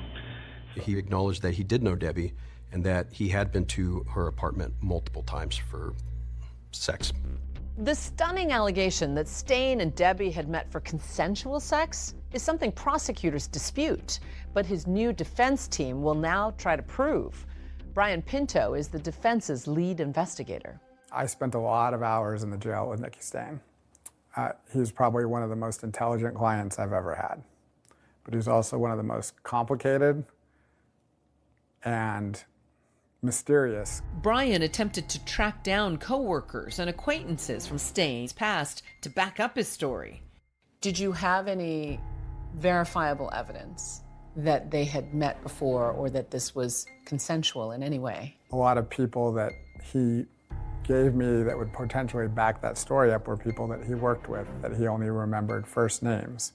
There was some evidence that she may have gone into his place of work, but, we weren't able to really chase those folks down because it was so long ago. There was nothing to support that she had come into contact with him in any other way. It was completely concocted. After his police interview, Nicky Stain is booked, fingerprinted, and now that he's under arrest, has no choice but to turn over his DNA.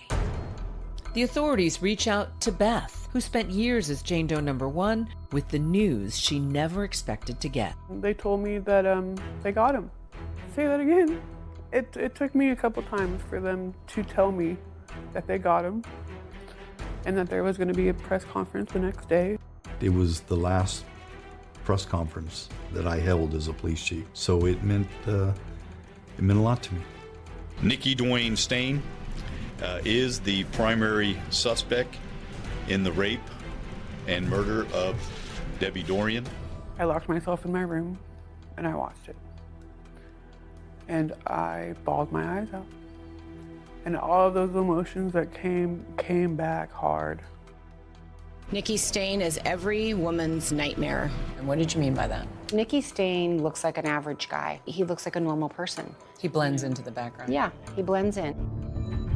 Almost 12,000 days of waiting, searching, hoping, disappointments, and frustrations.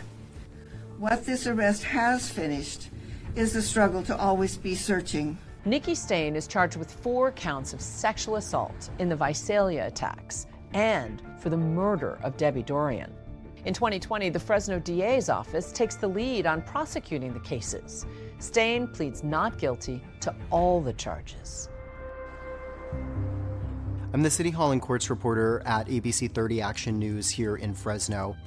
It was definitely a big story to walk into as a 22-year-old just a few months out of college. Live at 5, clear to proceed. Nikki Stain could face... The contrast between the two sides of this courtroom really could not have been any different. On the right side of this courtroom, you had Deborah Miller and Caitlin Drake, 2 very straight-to-the-point senior deputy district attorneys. And on the other side, you had Jane Bolger, somebody who really believes in defending her client and protecting the process that everybody in this country is entitled to. Jane was the defense attorney of the very first court case I ever covered. And at one point, Jane had asked me how old I was. And when I told her, she said, "Gabe, I have pants older than you."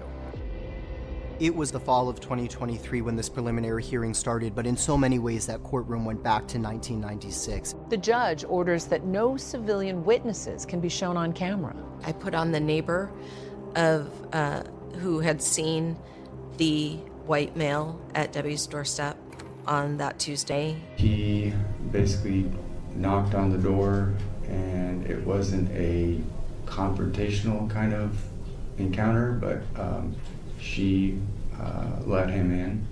Nikki Stain matches the description. It makes you wonder whether or not the person that was seen in her apartment was Nikki Stain. One of the items of evidence that I presented was the list that was located at Debbie's apartment on her kitchen table, which appeared to be a list of potential roommates. And what does it say by number 6? By number 6, it has the name Nick, and then scratched out, or Rick, and then it says, "We'll call Tuesday to 12 o'clock. We'll call Tuesday, 12 o'clock? Yeah. What I believe happened is that Nikki Stain called Debbie on Tuesday, said, "I would like to come by and look at the apartment." She said, "Sure," gave him the address, and he showed up on her doorstep, and she let him in.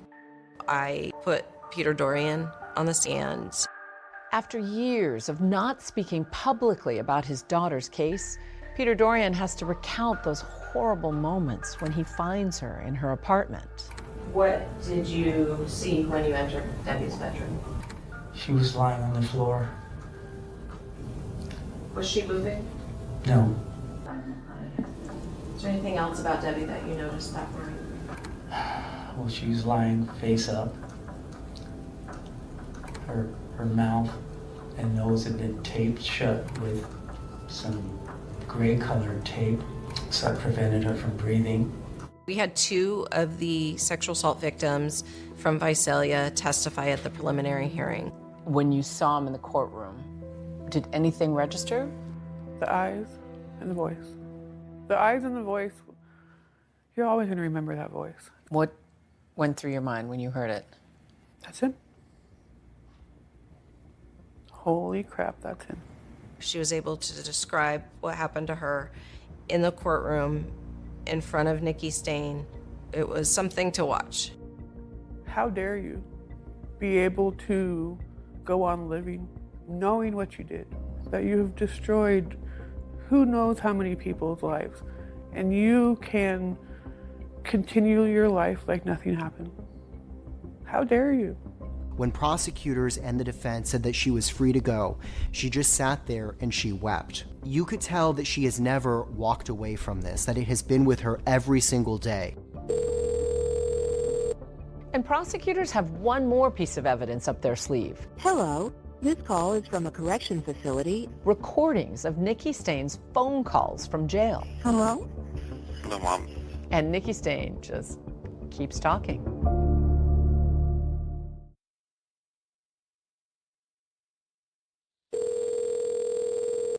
This call is from a correction facility and is subject to monitoring and recording. Can you hear me, Nick? During the preliminary hearing, prosecutors introduced calls that Nikki Stain made to family members while he was being held in the Tulare County Jail. And on those calls, he doesn't hold back. Yeah, I can hear you. You know what? Those hurting people and things like that was in my past. I know I need to get punished for it. I just know that I'll be here the rest of my life. One could say that the jailhouse phone calls were a sense of admission because there was no denials. But you're innocent till you're proven guilty in my book. You know what you did, we don't. We're going to say that you're innocent until they prove otherwise, in my opinion. It's the way America works. I'm guilty. I'm guilty. You know, I did some bad things. I'm not trying to kind of like hide them. You know, I mean, I'm ashamed of them, but you know, they're there now, so it's just like, you know, quit running from it and just take it. Are you innocent of any of those crimes? No, not really, Mom. I was kind of like involved in all of them. To us, that's an admission that he committed all of these crimes, including Debbie Dorian. Those revealing phone calls could be key evidence if the case proceeds to trial. But the defense insists that Nikki Stain never admitted to killing Debbie Dorian, including in that police interrogation. I did wrong, okay? And even the things that I did back, you know, here in Visalia, that those things are haunting me forever. But the thing in Fresno there, I didn't know that went down. I didn't know that happened. I didn't feel remorse for that or anything like that or anything because I didn't know that it happened. During the preliminary hearing, the defense was trying to attack the investigation, specifically with the arrest of Maurice Dixon initially and the DNA testing originally. So that's a mistake. I'm not going to say it's a mistake, no. You refuse to say that arresting the wrong man on faulty lab work is a mistake? Did you get the right guy? He was eventually cleared. Yeah, so Yeah. he was the wrong guy. But prosecutors maintain that the DNA evidence in this case tells the whole story. There was no other foreign DNA on Debbie's body. The only DNA located was Debbie Dorian's DNA and Nikki Dwayne Stain's DNA. When the preliminary hearing wraps up, the judge decides there is enough evidence for the case to proceed to trial. The defendant is held to answer on all counts and charges. Prosecutors announced they're going to seek the death penalty. But ultimately, Nikki Stain is ready to make a deal. Nikki Stain's case was heading toward a jury trial early next year, but now a possible deal with prosecutors. Just 5 weeks after the judge had set a trial date, we got word that Nikki Stain would be entering a change of plea. Stain's defense team had asked prosecutors if they would allow him to plead guilty to just the murder charge and dismiss the sexual assault charges. I contacted the parents. Peter was on board because Nikki Stain would receive life without the possibility of parole, and he did not want to have to testify at jury trial. Sarah Loven had a different opinion, and she wanted him to admit and plead guilty to everything that he did. And she wasn't the only one who felt that way. Why did you feel so strongly that you wanted those sexual assaults? Because those victims deserved to have him say, I did this, and I'm going to get sentenced for it. I'm going to be punished. That's right. And I am going to serve not just time for Debbie Dorian's murder, but for the crimes I committed against you. Ultimately, Nikki Stain was willing to do that. He didn't want to go forward to trial. The district attorney's office also agrees to forego the death penalty. He would serve life without the possibility of parole. People unlawfully and with malice aforethought committed murder against Deborah, Sarah, and Dorian. Mr. Stain, how do you plead? Guilty. Why plead guilty? To save his life. To save his life. I believe if we had gone to trial, it would easily have been a death penalty verdict. I just knew that because we're emotion driven, it's almost impossible to be unbiased. We all have our biases. She was an attractive young woman. She was doing positive things in her life, going to school. Her life was just beginning. She had, parents that loved and adored her. And I just was fairly certain that he would end up with a death sentence. The courtroom was full for Nikki Duane-Staines' sentencing. Court Department 62 is now in session. The Honorable Judge Harrell presiding. Jane Doe number 1 steps up to the podium and delivers her impact statement with cameras carefully trained on her hands. My life changed forever that day. I tried moving on. I have tried to forget, to be every man with him. I was always scared. I wish I was dead. I wish he did kill me.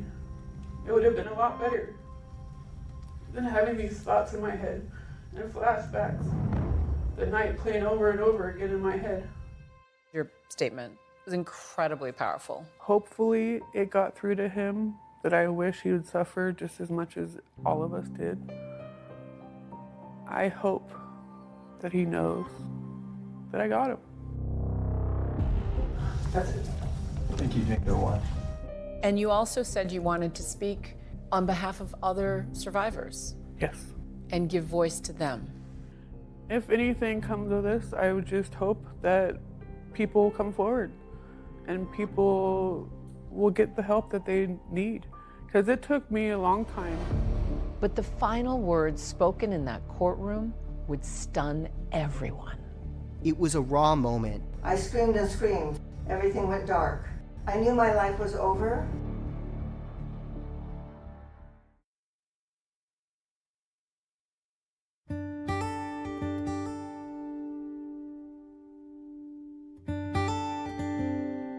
I wanted people to know that Deb was a real person.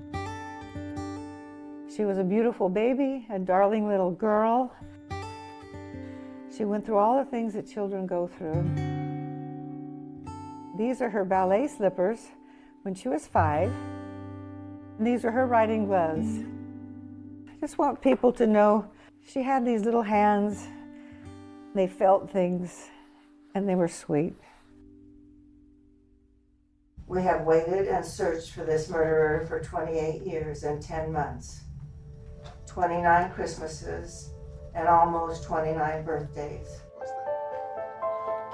Sarah Lovin was the last to deliver an impact statement. She shared what she thought Debbie would have wanted to say, speaking in her daughter's voice. Adrenaline flooded my body. I screamed and screamed, but he didn't stop. He wrapped my head in duct tape, covering my mouth. I couldn't breathe. Everything went dark.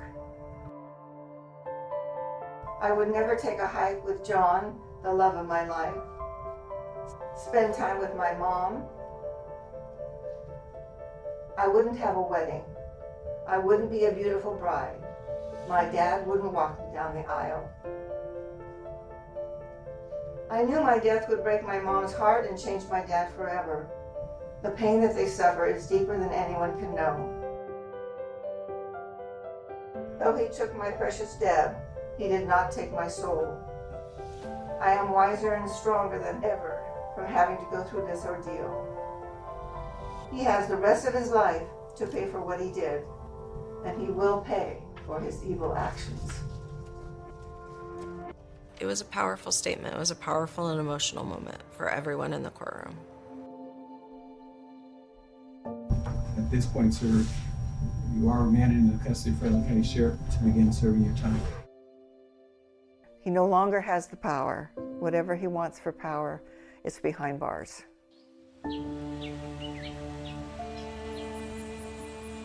To my dear Vince, you know how much this case has meant to us. You know how many years it has taken, and you've carried us all through this, and I love you. You're about to harvest pomegranates. What's that moment like? How fulfilling it must be. It's exciting to see all the hard work come to fruition. You saw a dry, leafless bush get leaves, and now they're big, red, and beautiful. It's like a cold case again. We put all that work into it, and we'll see if there's a rainbow at the end of it. Finally having him behind bars must have been a real capstone to your career. There were many capstones, but this is the one at the top. She was a precious person, sweet and loving and smart, and a wonderful young lady.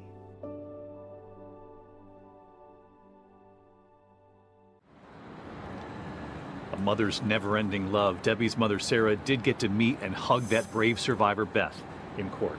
As for Nicky Stain, David, his plea agreement included a provision that he forfeits his right to appeal his conviction. That's our program for tonight. Thanks for watching. I'm Deborah Roberts. And I'm David Muir. From all of us here at 2020 and ABC News, good night.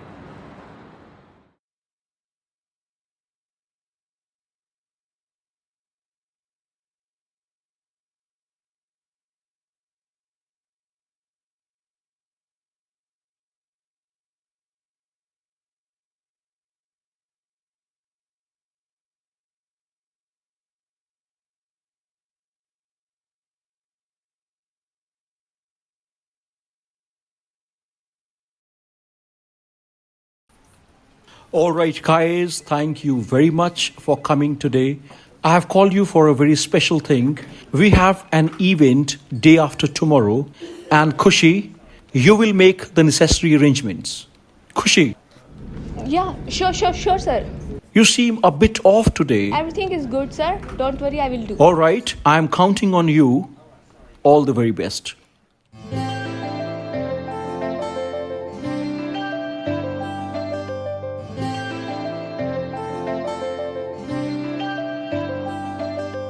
ਕੱਲ ਰਾਤੀ ਰੋਈਆਂ ਮੈਂ ਤੇਰੇ ਕਰਕੇ ਸੁਣਿਆ ਏ ਤੂੰ ਵੀ ਰੋਇਆ ਮੇਰੇ ਕਰਕੇ ਕੁੜੀਆਂ ਚ ਲੜਾ ਮੈਂ ਵੀ ਤੇਰੇ ਕਰਕੇ ਮੁੰਡਿਆਂ ਚ ਅੜੇ ਤੂੰ ਵੀ ਮੇਰੇ ਕਰਕੇ ਮੈਂ ਇੰਨਾ ਪਿਆਰ ਕਰਾਂ ਮੈਂ ਇੰਨਾ ਪਿਆਰ ਕਰਾਂ ਕਿਉਂ ਨਖਰੇ ਜਿਹੇ ਦਿਖਾਵੇਂ ਇੰਨਾ ਨਾ ਸਤਾਇਆ ਕਰ ਮੈਨੂੰ ਮੇਰੀ ਜਾਨ ਨਿਕਲ ਨਾ ਜਾਵੇ ਮੈਂ ਜਦ ਵੀ ਕੁਝ ਬੋਲਾਂ तेरा नाम बुलाते आवे ना ना ना ना ना ना ना ना ना ना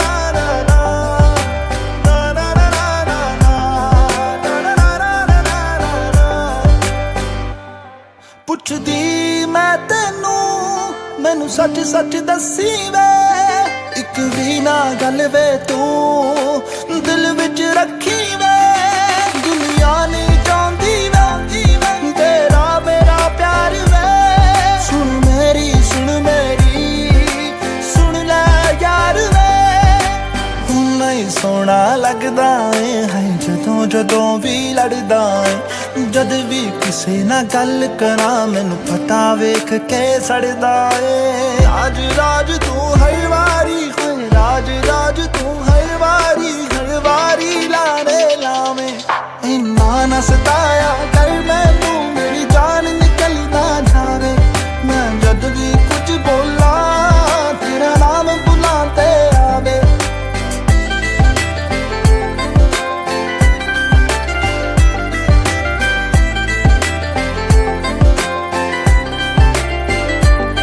ਸਾਰਾ ਦਿਨ ਬਿਜ਼ੀ ਰਹਿਣਾ ਏ ਤੂੰ ਯਾਰਾਂ ਦੇ ਨਾਲ ਬਹਿਣਾ ਏ ਤੇਰੀ ਦੂਰੀ ਤੇ ਮਜਬੂਰੀ ਦਿਲ ਮੇਰਾ ਏ ਸਹਿੰਦਾ ਏ ਕਿੱਥੇ ਜਾਵਾਂ ਨਾ ਜਾਵਾਂ ਹਰ ਇੱਕ ਗੱਲ ਮੈਂ ਪੁੱਛਦੀ ਆ ਮੈਨੂੰ ਕਦੇ ਮਨਾਉਂਦਾ ਨਹੀਂ ਤੂੰ ਮੈਂ ਕਿੰਨਾ ਰੁੱਸਦੀ ਆ ਮੈਨੂੰ ਚੰਗਾ ਲੱਗਦਾ ਏ ਭਾਵੇਂ ਸਿਰ ਮੇਰਾ ਤੂੰ ਖਾਵੇਂ ਇੰਨਾ ਨਾ ਸਤਾਇਆ ਕਰ ਮੈਨੂੰ ਮੇਰੀ ਜਾਨ ਨਿਕਲ ਨਾ ਜਾਵੇ ਮੈਂ ਜਦ ਵੀ ਕੁਝ ਬੋਲਾਂ ਤੇਰਾ ਨਾਮ ਬੁਲਾਤੇ ਆਵੇ